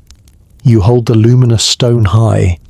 The beam skims a row of niches, each about the size of a book laid on its side. Many are empty. A few hold slabs of pale material painted with figures. The paintings are not like those in any museum catalogue. They are simple lines and arcs, but their simplicity feels like a choice rather than a limitation. At the bottom of each slab, the 7-star cluster appears, steady as a signature. You stop before the last niche with a slab still intact. Its paint has faded to the soft hues of dawn. A long shape rises from waves, not quite a boat, not quite a creature. Above it, small figures stand side by side, holding what might be seeds, what might be lights cupped in 2 hands. In the upper corner, a group of smaller stars arcs toward the 7. A thin line joins them. The line runs down through the figures to the waves, then into the earth below, where it becomes roots. For a while you say nothing. The story is plain and enormous, and it fills the little chamber as if it were air. When you step back into the valley, the sky has shifted a fraction. The 7 stars are still there, patient and bright. You follow the right-hand channel until it opens onto a wide terrace. From its edge you can see far over the plain, over the distant gleam of the sea, over the quiet breath of this whole sleeping land. On the terrace stand 3 metal frames planted in concrete. Each once held a sign. Only one retains a sheet of plastic, cracked and opaque with age.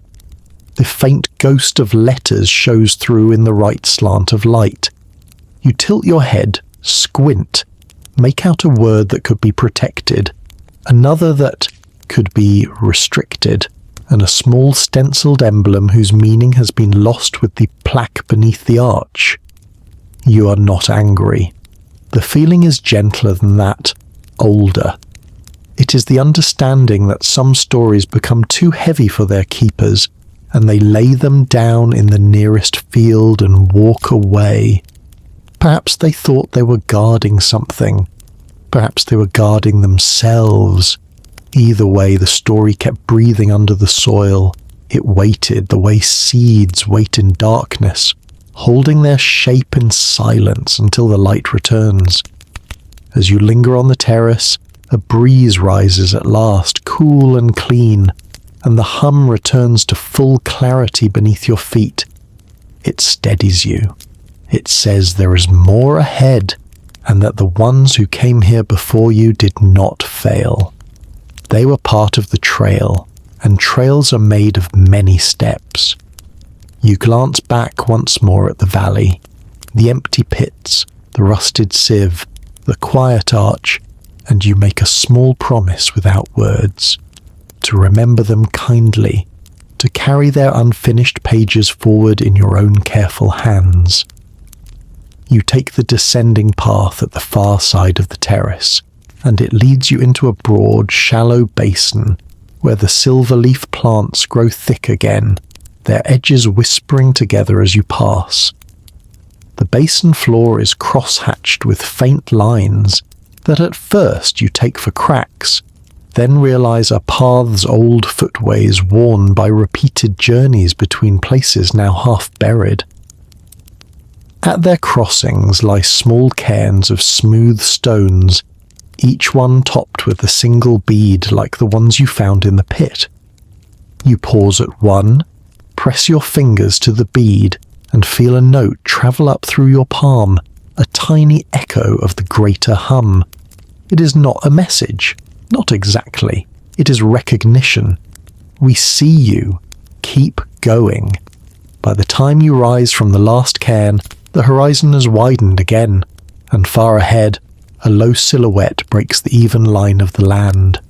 It looks like a simple mound from here, round-shouldered and unassuming, but the air around it holds a quiet brightness, as if dawn has chosen to rest there long before morning comes. You turn your steps toward it, and the hum grows just a shade stronger, as if it's pleased that you've found the way the others found, and the ones before them, and the ones before those. You walk on in calm, letting your breath find the slow rhythm of the basin, letting your thoughts fall like dust to the floor of your mind. The luminous stone rests warm in your hand, the stars watch without judgment, and the land, ancient and endlessly patient, keeps its promise. It will tell you the rest, one soft page at a time. The mound waits ahead like a sleeping hill, rounded and quiet, its slopes dressed in the silver-leafed plants that whisper when the breeze moves. You approach without hurry. The hum beneath your feet grows mellow and low, the way a heartbeat softens when someone you trust sits nearby. Up close, the mound is not a single shape, but a woven one layers of stone hidden under soil, a skin of roots over an old architecture. You climb the gentle side and pause at the crest. The stars lean close, the 7 bright points steady as watchful eyes. Your luminous stone warms in your palm, a small sun cupped in your hand, and the air carries that soft, almost rain scent that seems to rise wherever the old knowledge rests. You kneel and press your palm to the ground. The hum answers with a slow wave that rolls up your arm and across your chest, then settles behind your ribs. For a moment, you think you hear a distant clicking, like pebbles shifting underwater, and then a hush returns, an invitation, not a refusal. You close your eyes and breathe. When you open them again, you notice faint lines in the grasses at the crown of the mound, thin as threads, forming circles within circles. At the exact center lies a shallow depression, no wider than your shoulders, smoothed by wind and time. You set the luminous stone there, and its glow slides into the grass like dawn seeping under a door. The circles brighten, one after another, as if the hill is remembering how to speak. For a long moment, nothing else moves. Then the surface of the mound gives you a picture, not a vision in the eyes, but a feeling in the bones, a shape assembling itself inside your chest. You know, without knowing, how that beneath this hill rests a hollow place, then another, then a passage sloping to a deeper chamber. The pattern is not random. It is a spiral turned inward, a shelter wrapped around a heart. You sit back on your heels, and a simple understanding lands softly. This mound is not a burial. It is a memory vault. You rise again and circle the crown. On the northern rim, you find something human and recent. A scatter of markers pressed into the earth's small plastic flags, sun-faded pale colours. A thin cord half buried in soil, a broken mount for a device that is no longer here. The people who came before you stood where you are standing. They brought instruments and quiet hope, and, perhaps, instructions not to ask too much.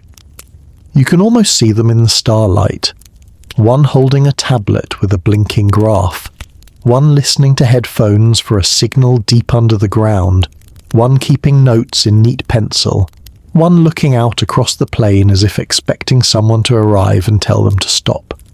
You crouch and touch the broken mount. The hum in the hill gives a friendly murmur and a memory opens, soft-edged and steady. A day with thin clouds. A low thrumming sound as a small drone drifted above this very slope, its quick eyes painting the land with invisible light. Far away in a tent, the data bloomed into a lattice, the mound transparent, its hidden rooms delicate as a shell. The figures in the tent leaned close. They traced the spirals with their fingers. They smiled in the quiet way of people who have found what their hearts were already sure was there. You can hear the hush that followed, the deep breath shared in that small space. Then a radio crackled, and voices from elsewhere, polite and firm, said they would like to see the files. The drone landed, the tent grew still, the lattice of the mound folded back into numbers. The day went on. You let the memory pass like a wave rolling under you, and you walk down the gentle slope to the southern side where the grass is thin and the stone peeks through. Here you find lines cut into the surface, so shallow that only the slant of starlight reveals them. They form a fan, radiating outward from a single point as if the hill once used light to speak to the sky. You place your palm at the fan's center. Your luminous stone brightens where it rests above, and a long, soft tone rises, not loud, but wide, the way a bell would sound if a bell could ring without striking. The tone spreads along the fan's lines, follows them outward, and then seems to slip off the edge of hearing as though it travels on into the open night. The 7 stars above look no different, but you feel seen, the way you feel seen when a friend nods from across a room. You make your way around the base of the mound. To the west, a shallow trench, half filled by earth, curves like a smile. In its curve rests a crate, modern and dull, its lid fastened with an old strap. You slide it aside. Inside, wrapped in cloth, lies a panel of pale material shingled with small lenses, hexagons set close together like honeycomb. It is the kind of tool used to read what the eye cannot, the warmth of a place, the breath of the ground, the hidden pulse. You picture the team again, working at dusk when the difference between warm and cool shows most clearly, their screen bright in the deepening blue. The mound would have glowed from within like a banked fire, the spiral rooms distinct by the way they held the day. Someone would have whispered, "There," as a brighter point appeared at the core. Someone else would have said gently, "Quiet," though no one had raised their voice. You replace the cloth and set the lid back. The hum keeps time with your steps as you move farther out onto the plain, and for a while you simply walk, letting the quiet gather around you. Then the land lifts slightly into a low ridge, and from its crest you see other places, far away, where similar work has been done. You do not see them with your eyes, but with that inner knowing the hum keeps lending you. Brief, soft windows, opening and closing. A jungle's green roof pulled back by light from the sky, revealing old streets and plazas braided with roots. A desert's long ripples of sand smoothed by morning scans to show the ribs of buildings buried like sleeping whales. A shelf of wind-hard ice lit at night by instruments that read deep heat. A faint line like a candle wick running under blue. In each place the same story hums. There is more than surface, more than rumour, more than we were told to expect. You sit on the ridge and rest your elbows on your knees. The stars feel close enough to lace through your fingers. In the Stillness. You hear the soft work of the modern world, the kinds of listening that do not disturb the sleepers. You think of aeroplanes and satellites not as watchers but as caretakers, circling slowly, carrying mirrors and ears that can hear stone remember. You think of quiet labs at the edges of cities where someone studies a core of soil under lamplight and discovers a layer of pollen that should not be there. A traveller from a plant not native to any continent, but known to you now as a friend with silver leaves. You think of a river bank where a scanner draws a pale outline of a wall that bends like a crescent moon, and how a small team, boots muddy and hearts careful, takes a single day to clear only enough to see it shine, and then covers it again so the high sun will not drink the story from its surface.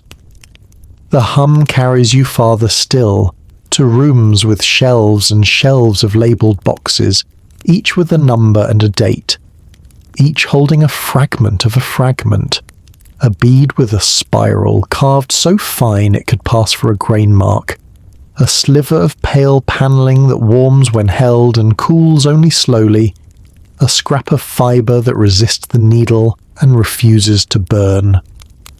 The people in these rooms speak softly. They make tea. They work late.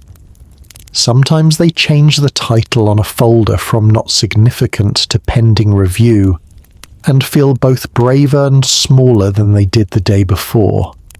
Sometimes they look toward the window and find courage in a very simple thought. Perhaps it's not our job to decide if this is true, but to let it be seen.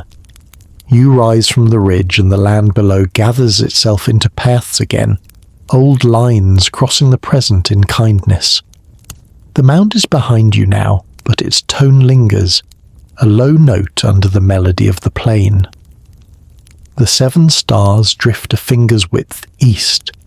Your luminous stone dims to a calm ember, the way a fire does when it has exactly the warmth it needs to keep. You walk, and with each step the modern and the ancient move closer together, until they feel like 2 palms cupped to hold the same small flame.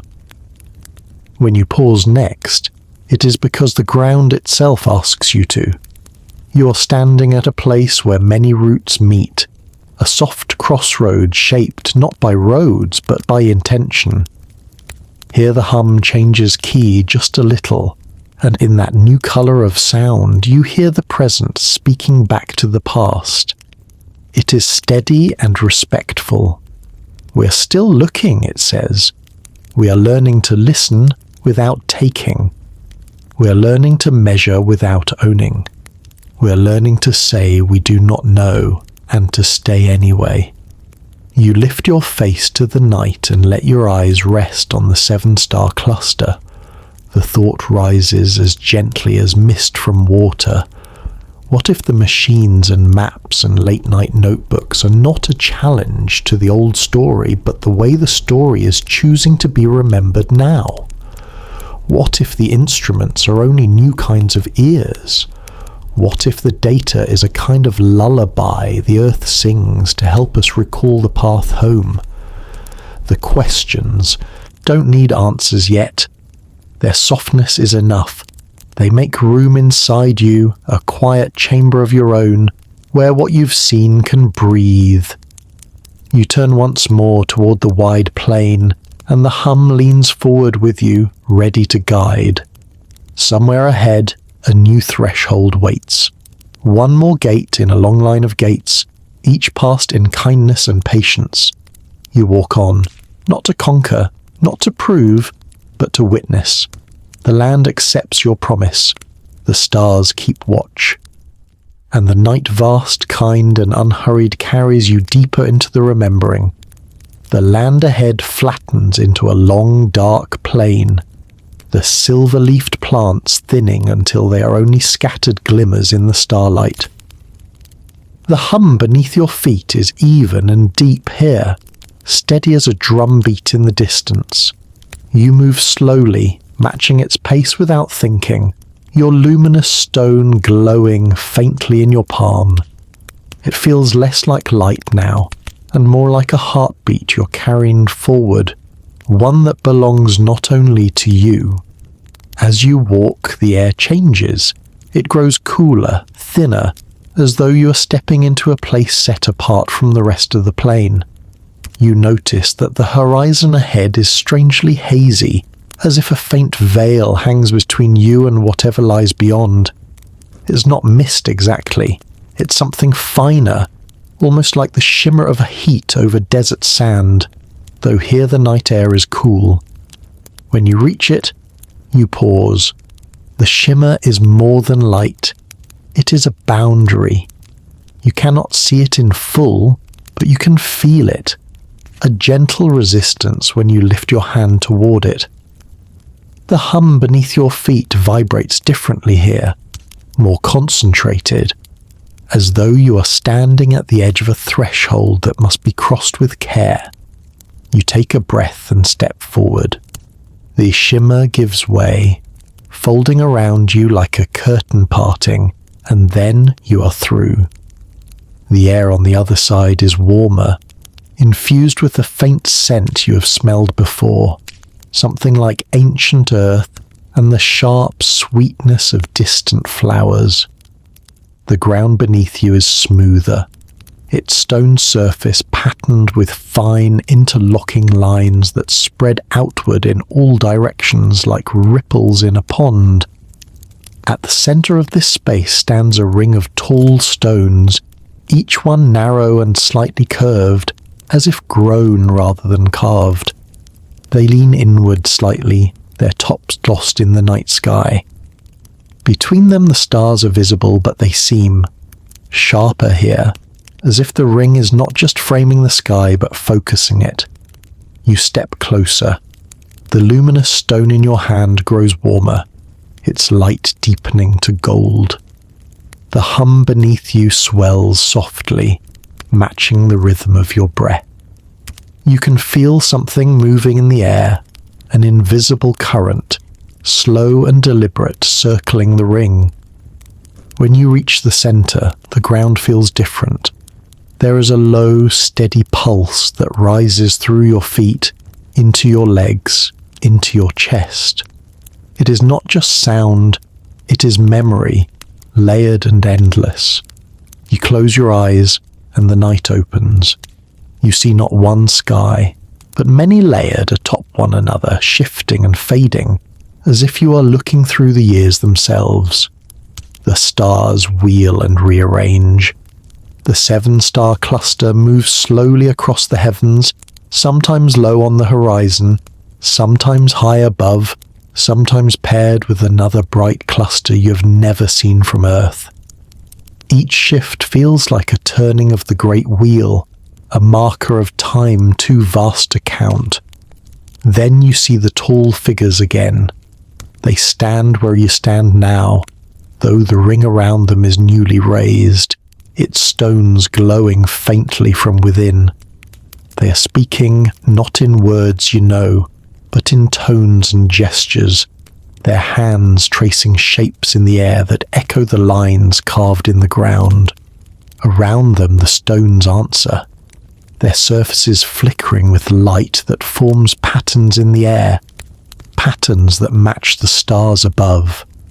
The vision deepens. You see other gatherings in this same ring, groups of humans, much younger in their ways, standing beside the tall figures. The visitors are teaching them how to follow the stars, how to mark their turning, how to measure the long cycles that will tell them when to plant, when to travel, when to expect the rains. The humans listen, repeat, practice. Over time, they begin to stand here without their teachers, marking the stars themselves, passing the knowledge forward. You open your eyes slowly. The ring is quiet now, the stones still and shadowed, but the air holds the echo of those voices, those gestures. The hum beneath your feet has softened, as though the place is content to have shown you what it wished you to see. You walk to one of the stones and lay your palm against it. The surface is cool and faintly rough, but beneath that there is a subtle vibration, as if the stone is still awake, still holding the memory of every gathering it has witnessed. For a moment you feel as though it is aware of you too, regarding you not with curiosity, but with the calm acknowledgement reserved for someone who has come in good faith. Around the base of the stone, you notice small offerings. Some are old smooth river stones, bits of shaped metal, fragments of pottery. Others are newer twisted wire, a small carved figure of wood, a strip of cloth tied to a root. You realize this place has never been entirely forgotten.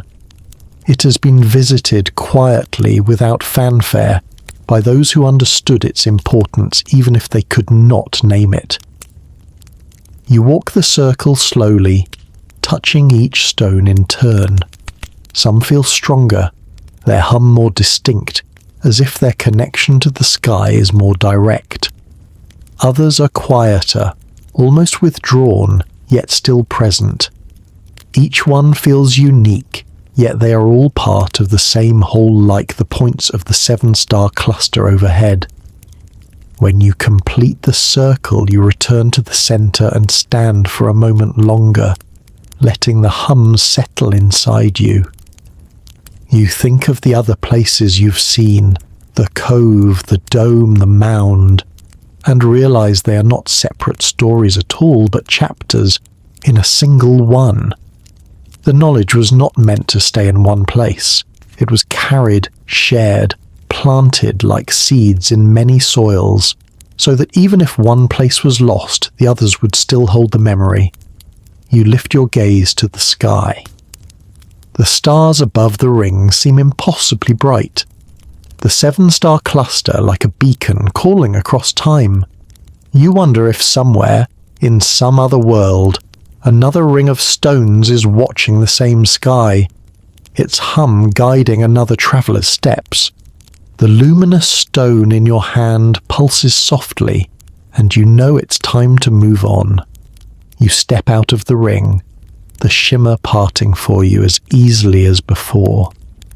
The air beyond feels cooler, the night quieter. The hum beneath your feet shifts back to its usual steady rhythm. You glance back once, but the shimmer is already closing.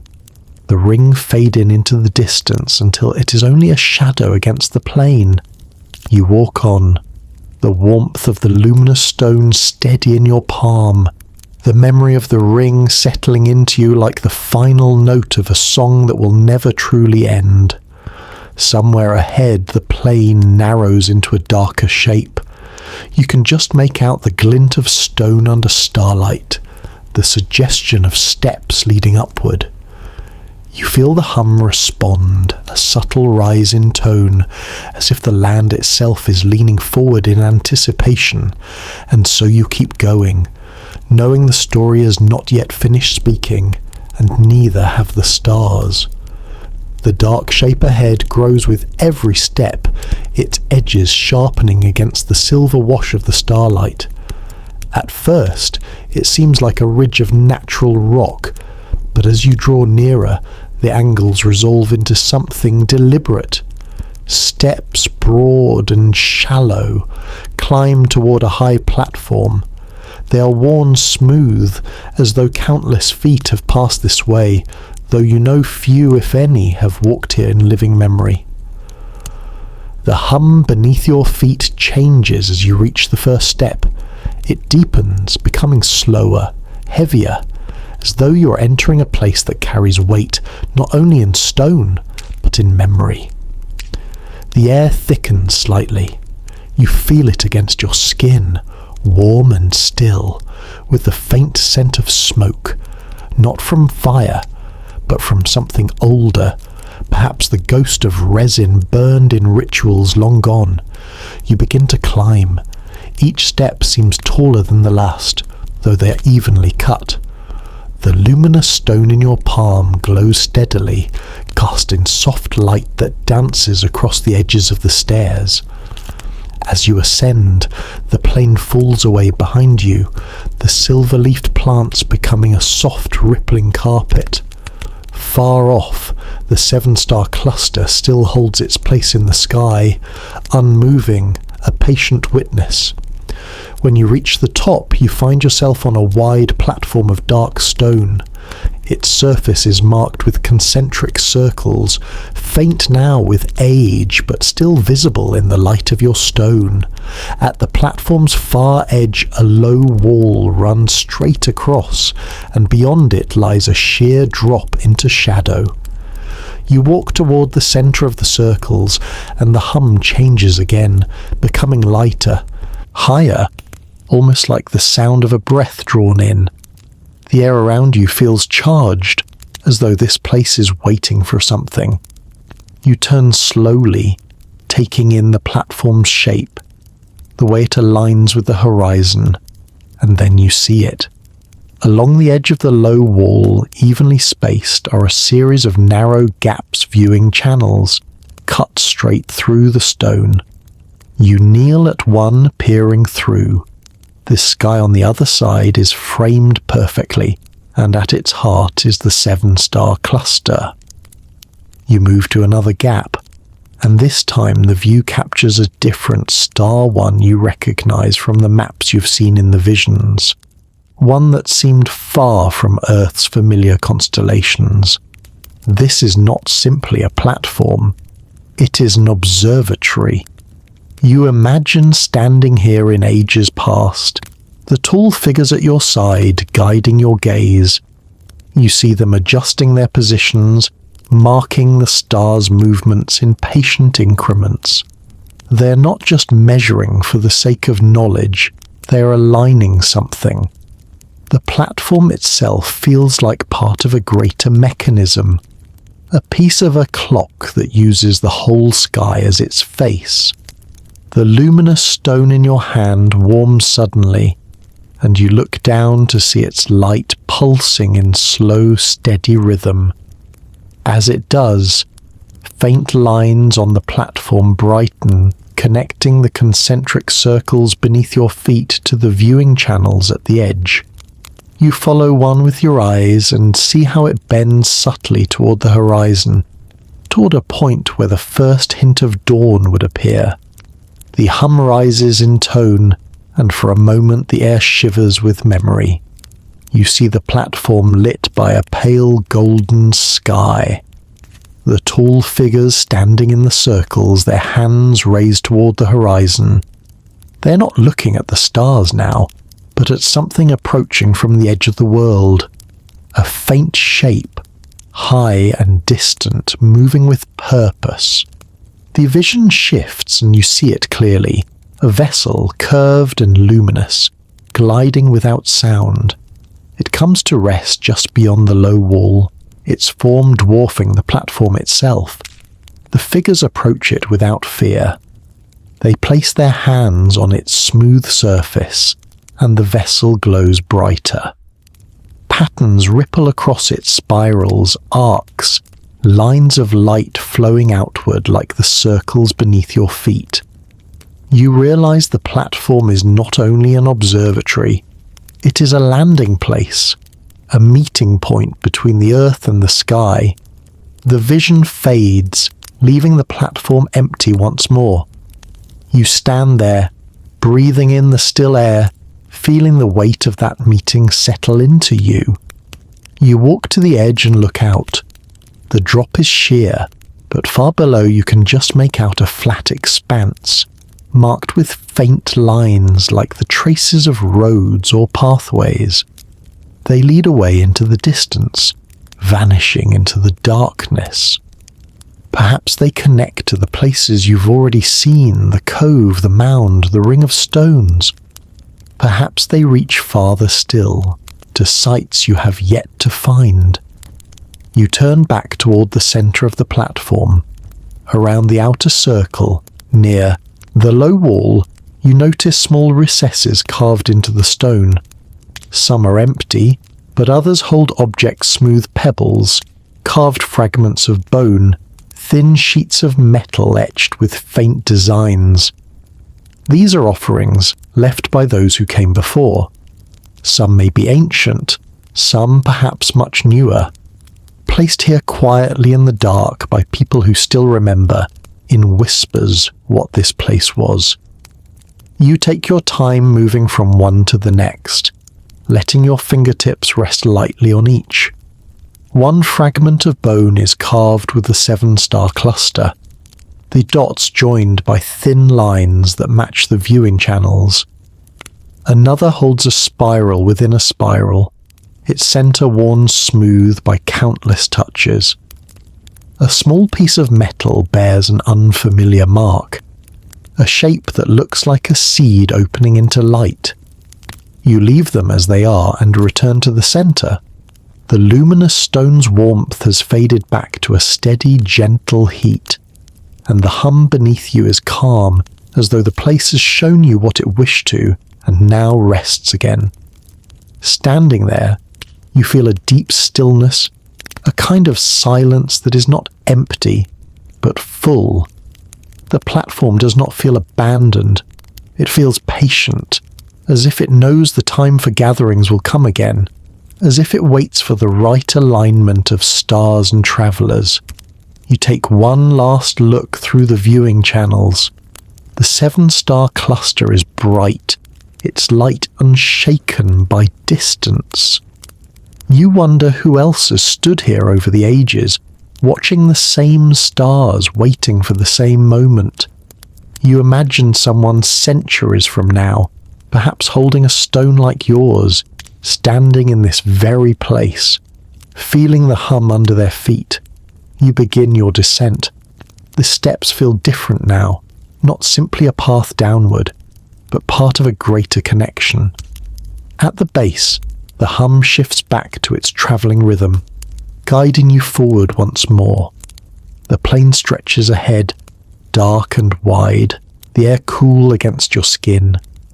In the distance, faint against the horizon, you see another glow, not the soft gold of the mound, not the shimmer of the ring of stones, but something paler, like moonlight on moving water. The hum responds to it, a subtle lift in tone, as though the land is pleased you've noticed. And so you walk on, the memory of the platform still warm in your chest, the stars above a steady map, the luminous stone in your hand like a small echo of the light that once touched this place. The glow on the horizon steadies as you walk, pale as moonlight poured across a floor. It shivers now and then, as if a light breeze moves over a bowl of water, though the air remains calm on your skin. The hum beneath your feet grows clearer, the tone sharpening, not louder, but more focused, as though it is shaping itself into a path just for you. You keep your pace slow, your shoulders loose, your breath unhurried. The night holds you gently, and the wide plain opens like a quiet book, whose pages turn without any hand. When you grow close, you see that the glow comes from a broad, level sheet that lies low in the land. At first you think it is water, but the surface does not ripple. It does not reflect the stars in the restless way water does. Instead, it shows the sky with a precision so calm it feels like a held breath. You kneel at the edge. The stone beneath your knees is cool and smooth. The luminous sheet is not liquid. It is a skin of some pale material, seamless and still, stretching farther than a city block, its edge tucked neatly under the plain, as if the earth has been tailored around it. You raise your luminous stone. Its small gold light bends across the pale surface and does not scatter. It glides, the way moonlight glides across polished bone.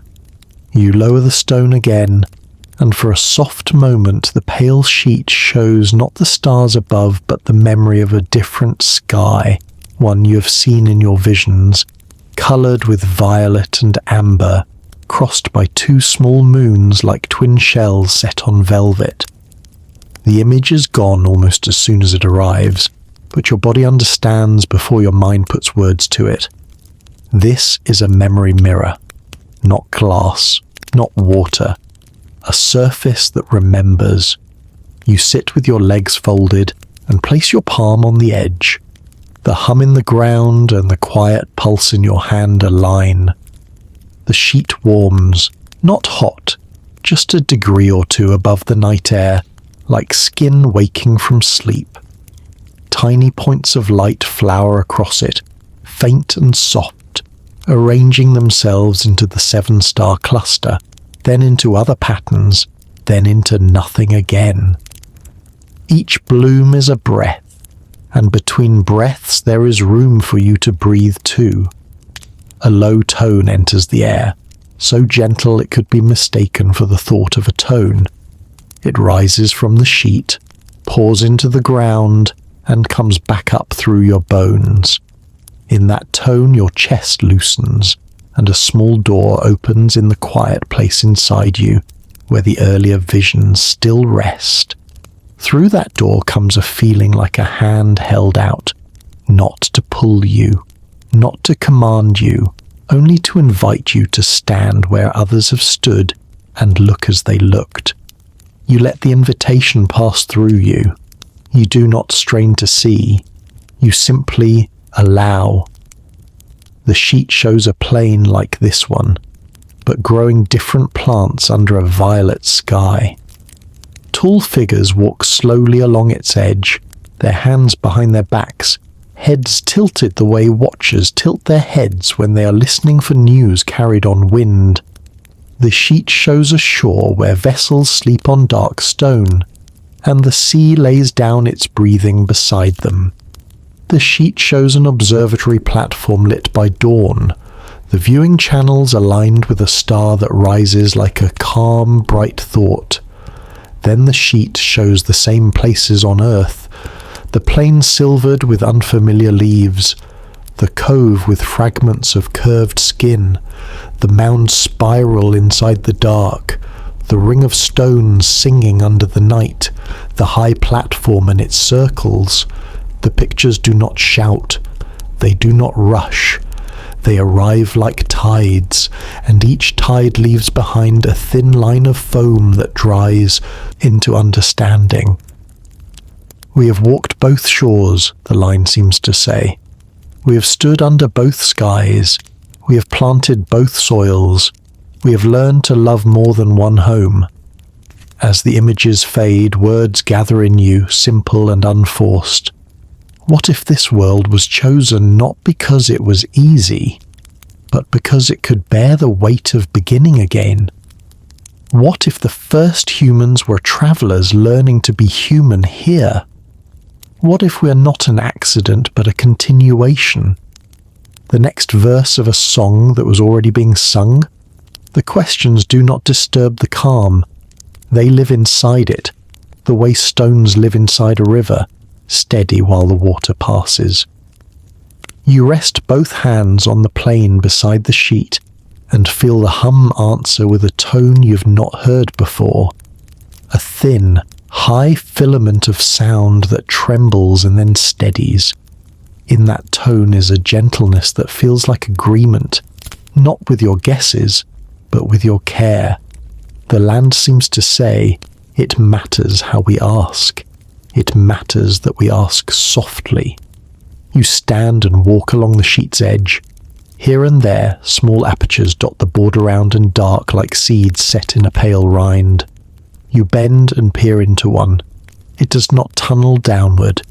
Instead, it opens sideways, as if a thin chamber runs around the sheet like a ring. You hold your stone to the opening and its light slides along the curve until it vanishes. When you draw your hand back, the pale surface brightens and shows a brief, crisp diagram, a spiral path leading to a central heart. It is the mound's shape, echoed in another body. The world loves spirals, you think, because spirals carry memory without breaking it. At the far end, a narrow tongue of the pale surface reaches into the plane like a pier. On it, someone has left an object the size of a fruit, wrapped in a piece of weathered cloth. You unwrap it slowly. Within lies a small bowl made of the same living material you saw beneath the cliff's moon pale, warm to the touch. Its rim carries a thin braid of symbols. When your thumb passes across them, a faint pattern appears in the bowl's depths, a scattering of points that gather into the 7-star cluster and then soften back into blankness. On the cloth, a line has been stitched by human hands with uneven thread. We did not take it far. We brought it home again. You rewrap the bowl and set it where you found it, and you feel something old and simple move through you. Respect for those careful, anonymous hands. You step back from the sheet, and the glow gentles, as if the surface is going to sleep again. The sky above is spotless. The 7 stars burn with the steadiness of a promise kept. The plain around you is a great hush. You sense that this place, like the others, is both a tool and a refuge, a way to see and a place to rest after seeing. You breathe deep, and as you exhale, a shift passes through the hum, a soft widening, like a door opening from a cool hallway into a warm room. A new feeling enters the night, and it is not only yours. It feels like a gathering, not of bodies, but of attention. It feels like we are arriving, not just you as one, but we as many, across time, across sleep, across the slow miles of curiosity that bring any traveller to a threshold. The tone is clear and kind. We've always been more than one voice. We stand here together, you think.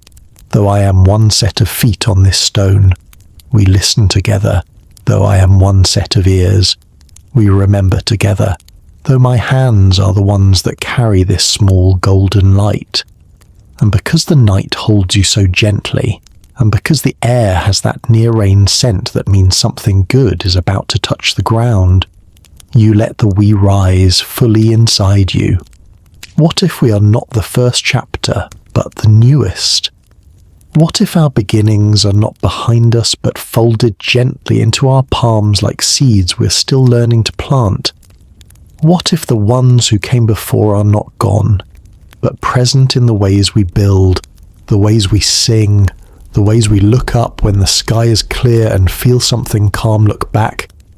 We can carry that, you think, not as a burden, but as a soft weight, like a blanket across the knees of a person falling asleep. We can be tender with it. We can sit by the shore of what we do not know and let the tide speak in simple, patient waves. We can choose to be the kind of humans who remember that our story might be larger than our drawings of it. Your shoulders drop. Your jaw relaxes. The plane settles. The memory mirror dims to a pale pearly grey, and then to the soft darkness of stone. The hum returns to its walking rhythm. The 7 stars hold their place like a lantern hung in the highest branch. You turn away, not because the place is finished, but because it has given you what it meant to give, and because a new softness in the distance is calling, the low curve of land ahead that might be a valley or a cradle, its edge blushed with a faint light like breath on glass. We will go there, you think, still in the plural, still held in the quiet of this long night. We will keep listening. We will keep walking gently. And the story patient, kind, and bright as starlight on a calm sea, will go on speaking to us as long as we remember how to hear. The pale glow of the memory mirror fades behind you as you walk, but its warmth lingers in your chest like the aftertaste of a sweet drink. The hum beneath your feet is steady again, neither calling you to pause nor urging you forward, only keeping pace, as if it knows you now carry a piece of the story with you. Ahead, The land dips into a shallow curve, a place the night seems to hold more closely than the rest of the plain. As you draw nearer, you see that the curve is not empty. A cluster of low, rounded shapes rises from its centre, their surfaces dark and faintly glossy. They are too smooth to be natural stone. Their arrangement is not random. They form a loose spiral that winds toward a hollow at the centre, where a soft light pulses in slow, measured intervals. You step into the spiral. The air here is warmer, and the scent is different again, sweet but not floral. More like wood warmed by the sun, or bread just pulled from an oven.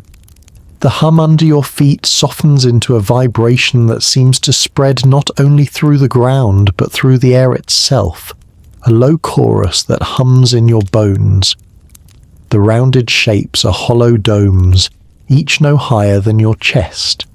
Their surfaces are etched with shallow lines that spiral inward, always toward a small aperture at the top. You lean close to the first and peer inside. The darkness within is not empty.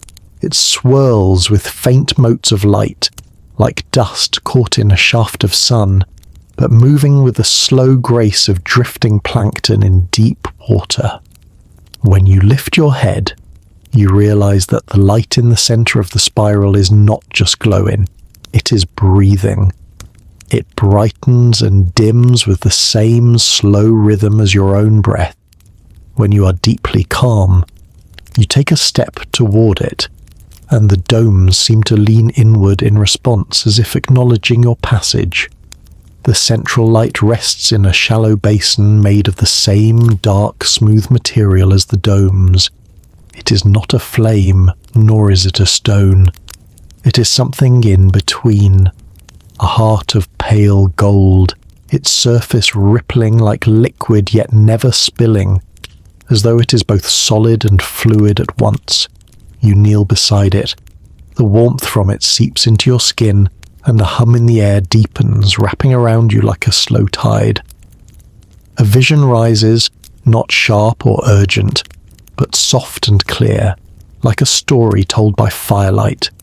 You see the domes whole and new, their spirals freshly carved. You see tall figures moving among them, their hands gliding over the lines as if tracing a memory into the surface.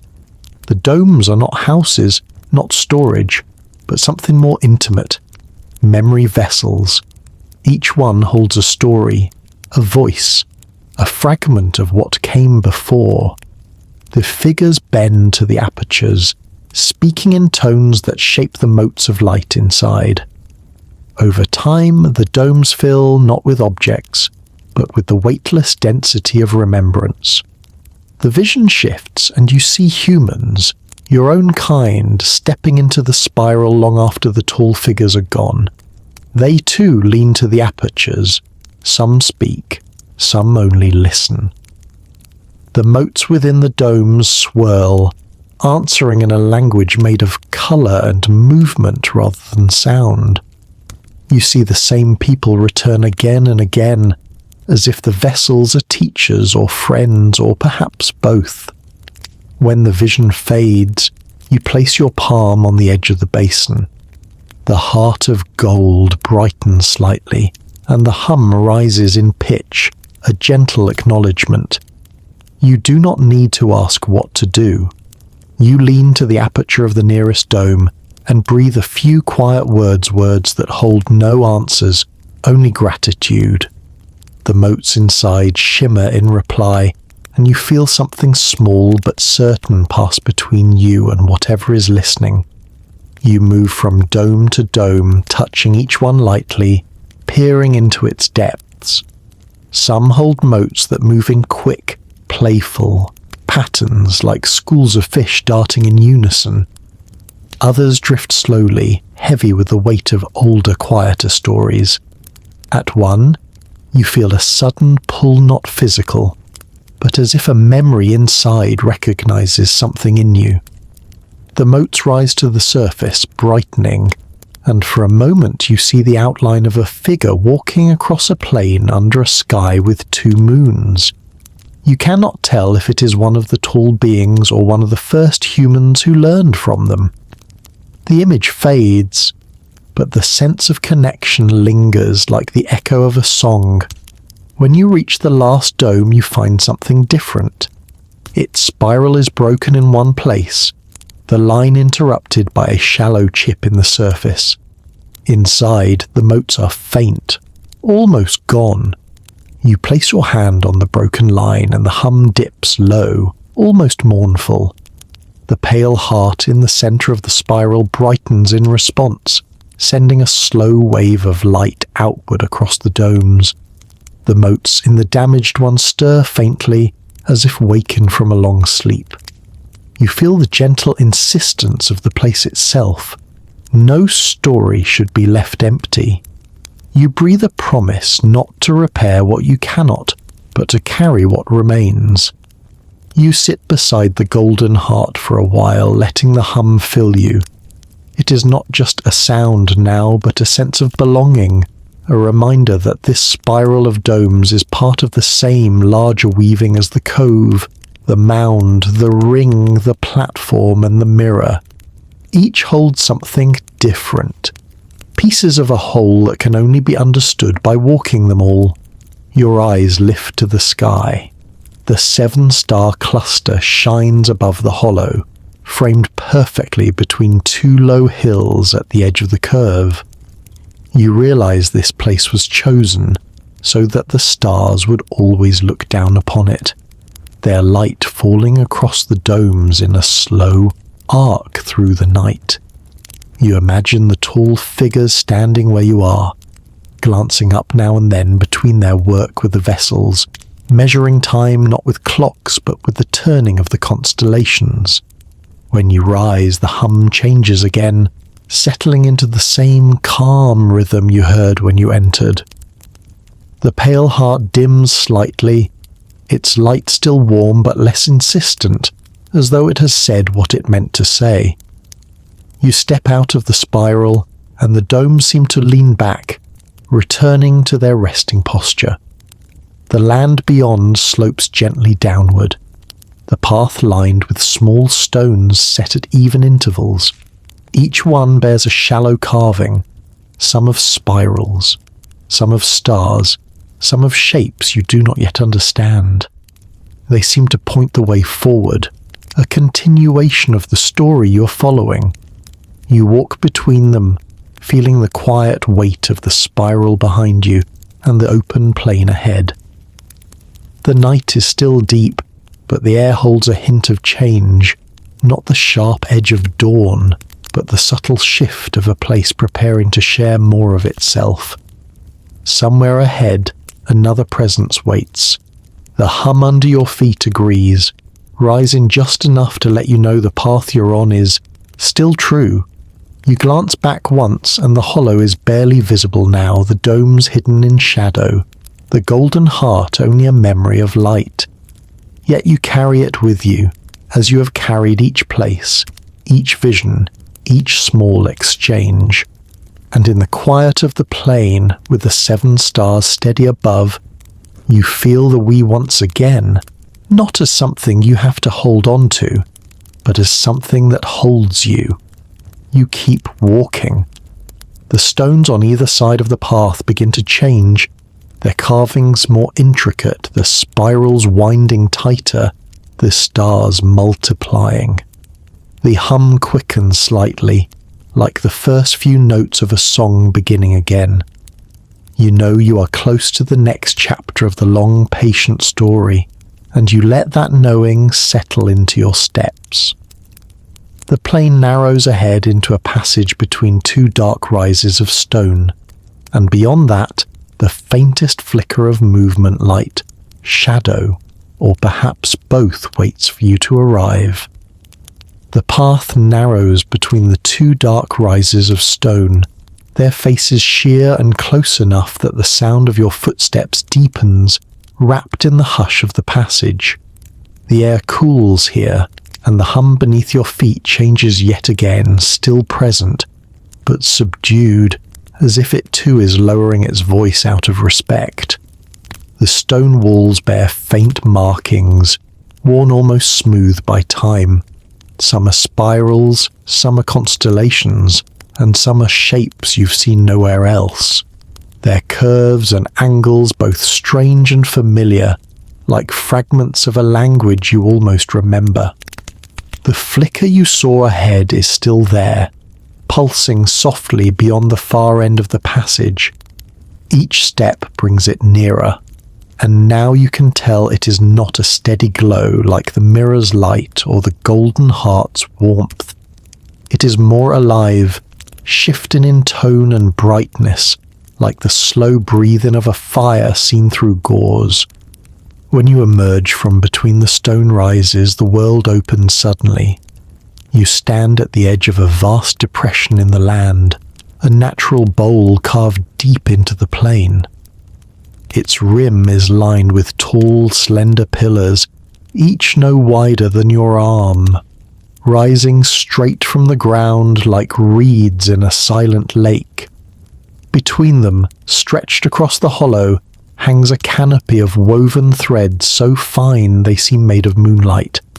The flicker comes from the canopy itself. Points of light run along the threads, darting, pausing, changing colour with a gentle rhythm. At times they cluster into patterns, a spiral, a line of stars, a wave, and then scatter again, like fireflies dispersing into the night. You descend into the hollow slowly, your steps sinking slightly into the soft earth. The hum beneath you grows lighter, higher, matching the canopy's shimmering activity above. The air here feels charged, not in a way that stings the skin, but in a way that wakes every sense, as if the place is sharpening you without rushing you. When you reach the centre, you tilt your head back. The woven canopy is immense, its threads forming a web so intricate you cannot see where one ends and another begins. The points of light move as if they are alive, but their motion is purposeful. You realize with a quiet start that they are mapping something, not randomly, but precisely shaping and reshaping a record of the sky. And then you understand, this is a star loom. It does not merely display the heavens, it weaves them, storing their positions, their movements, their patterns across time. The threads hold memory the way the domes held stories. Here, the sky's turning is caught and kept, year after year, cycle after cycle, until the loom's woven map is richer than any single night's view. You take a slow step forward, and the lights respond. They ripple toward you, gathering into the 7-star cluster, brighter now than in the open sky. The hum beneath you deepens in answer, as if confirming, yes, this is the heart of the pattern. The 7 points expand, drift apart, rejoin, showing their paths across a span of years too wide for human calendars. In that dance, you catch glimpses of other skies, some with constellations you know, some with patterns that belong to no earthly night. A triple moon rising, a chain of bright suns stretching from horizon to horizon, stars shifting in slow tides, as the universe itself were a great ocean, and you were seeing its currents from above. The loom shifts again, and now the lights form lines between familiar and unfamiliar stars, sketching shapes you do not have names for. A spiral curling inward until it vanishes into a single point. A branching tree that blooms with tiny suns, a shape like an open hand, fingers spread, cradling a cluster of lights in its palm. A vision brushes against you, not sharp but steady, like a voice speaking through layers of cloth. You see tall figures moving among the pillars at the rim, adjusting the tension of the threads, aligning the lights to match the sky above. You see humans beside them, learning to read the loom's shifting patterns, pointing out alignments that mark the return of rains, the ripening of crops, the safe passage of travellers across land and sea. You realise that this was not only for recording, it was for guiding, for keeping life steady through the long cycles of change. You move slowly to the edge of the hollow and rest your hand on one of the pillars. The surface is cool, marked with shallow grooves that match the lines of the canopy above. When you press your palm into them, the lights shift, showing a single strand that pulses brighter than the rest. It threads its way through the 7-star cluster and continues beyond, out of the loom's edge, towards something unseen. The hum rises slightly, and you feel an unspoken thought in your chest. The path does not end here. The loom is not a boundary, but a bridge. It connects what you know to what waits beyond. You lower your hand and the strand fades back into the web. The lights scatter again, resuming their quiet weaving. For a long while you stand in the centre of the hollow, simply watching. The light's motion is hypnotic, and you feel your body begin to match their rhythm, your breath syncing with the hum, your thoughts slowing until they are just as deliberate as the loom's weaving. You understand now why this place is here, not just to hold knowledge, but to teach patience, to remind those who come that the great patterns reveal themselves only to those who are willing to move at their pace. When you finally step away, you feel no urgency. The canopy will keep weaving long after you're gone. Its threads will hold the memory of this night, adding it to the countless others it has already kept. The pillars at the rim will stand watch, the hum will go on, and the stars above will continue their slow, bright turning. At the rim of the hollow, you pause and look back one last time. From here, the canopy looks like still water, the flickering lights like the reflection of a night sky that belongs to some other world. You know you could stay, and it would not matter to the loom whether you left tonight or in 100 nights. It is not bound to you. It belongs to the story itself. But the path is waiting. Beyond the hollow, the plain slopes upward toward a ridge lined with sharp silhouettes. The hum under your feet shifts again, subtle but clear, sign that another chapter is near. You turn toward it, your luminous stone glowing steadily in your palm, the echo of the loom's rhythm still in your breath. And as you walk, you feel the quiet certainty that the story is bringing you closer to something it has been circling all along, a place where all the threads might meet. The ridge ahead rises slowly, its jagged edge etched against the silver glow of the sky. Each step takes you farther from the hollow of the star loom, but the rhythm of its weaving still hums in your bones. The air here is cooler, sharper, as though you're walking into a place where the night keeps its most guarded secrets. The hum beneath your feet is steady but growing stronger, a slow, deep pulse that feels both ancient and immediate. As you climb, the land narrows, the plain falling away on either side into vast dark valleys. The stars above seem closer here, their light sharper, the 7-star cluster gleaming directly overhead like a crown. Your luminous stone glows brighter in your palm, and you sense it is responding to something ahead, something it has known was waiting all along. When you reach the crest of the ridge, the world opens. Before you lies a vast plateau of dark stone, perfectly smooth, as though carved and polished by hands that understood not only stone but the patience of ages. In its centre is a circle, vast enough to hold a small lake, yet empty save for a single column of light that rises from the ground straight into the sky. The column is not fire, It is not solid.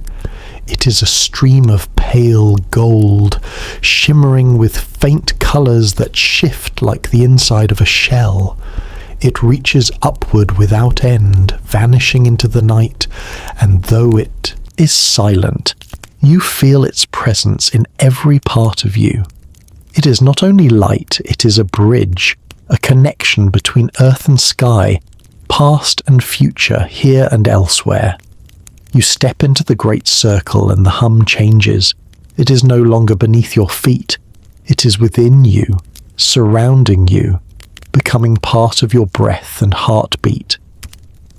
The luminous stone in your hand warms until it feels alive, its glow merging with the column's light until you can no longer tell them apart.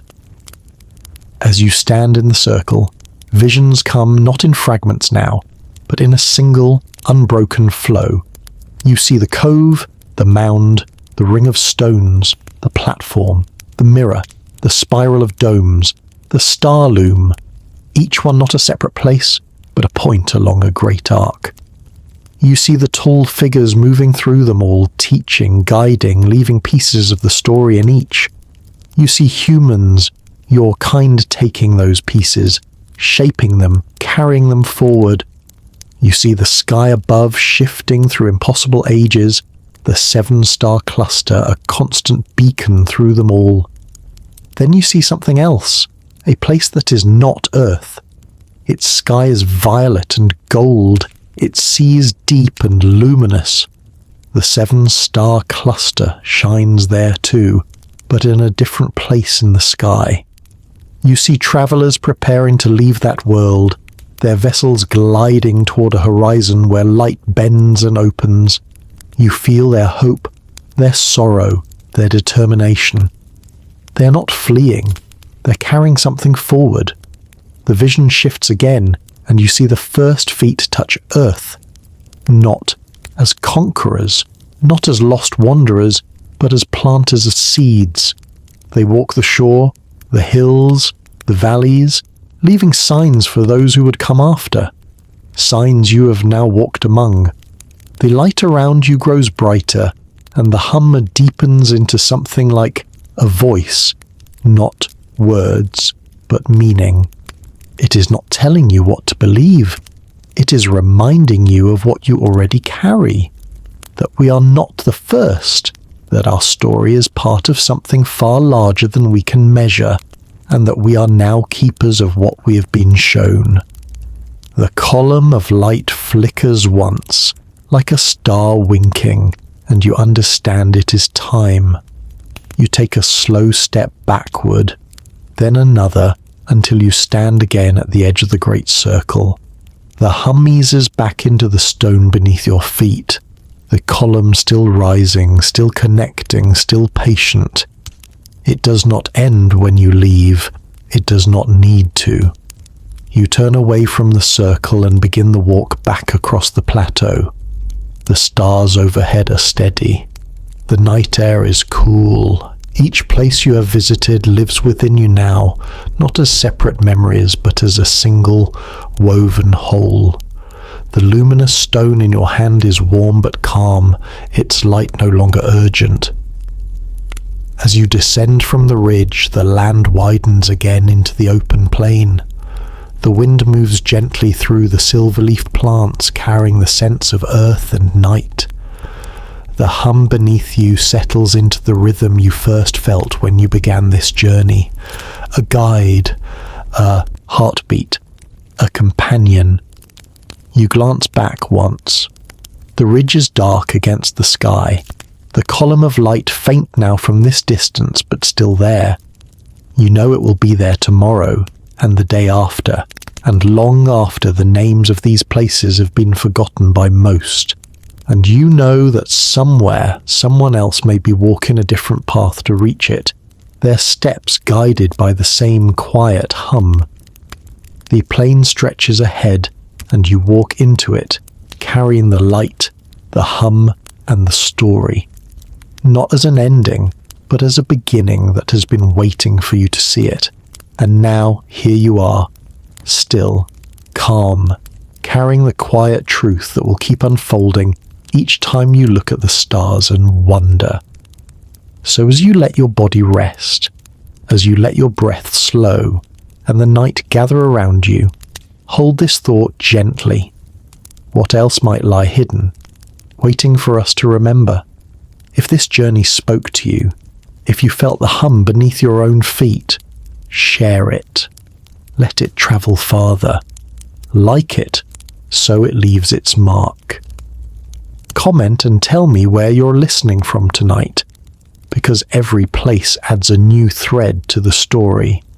And as always, may the silence guide you through the past.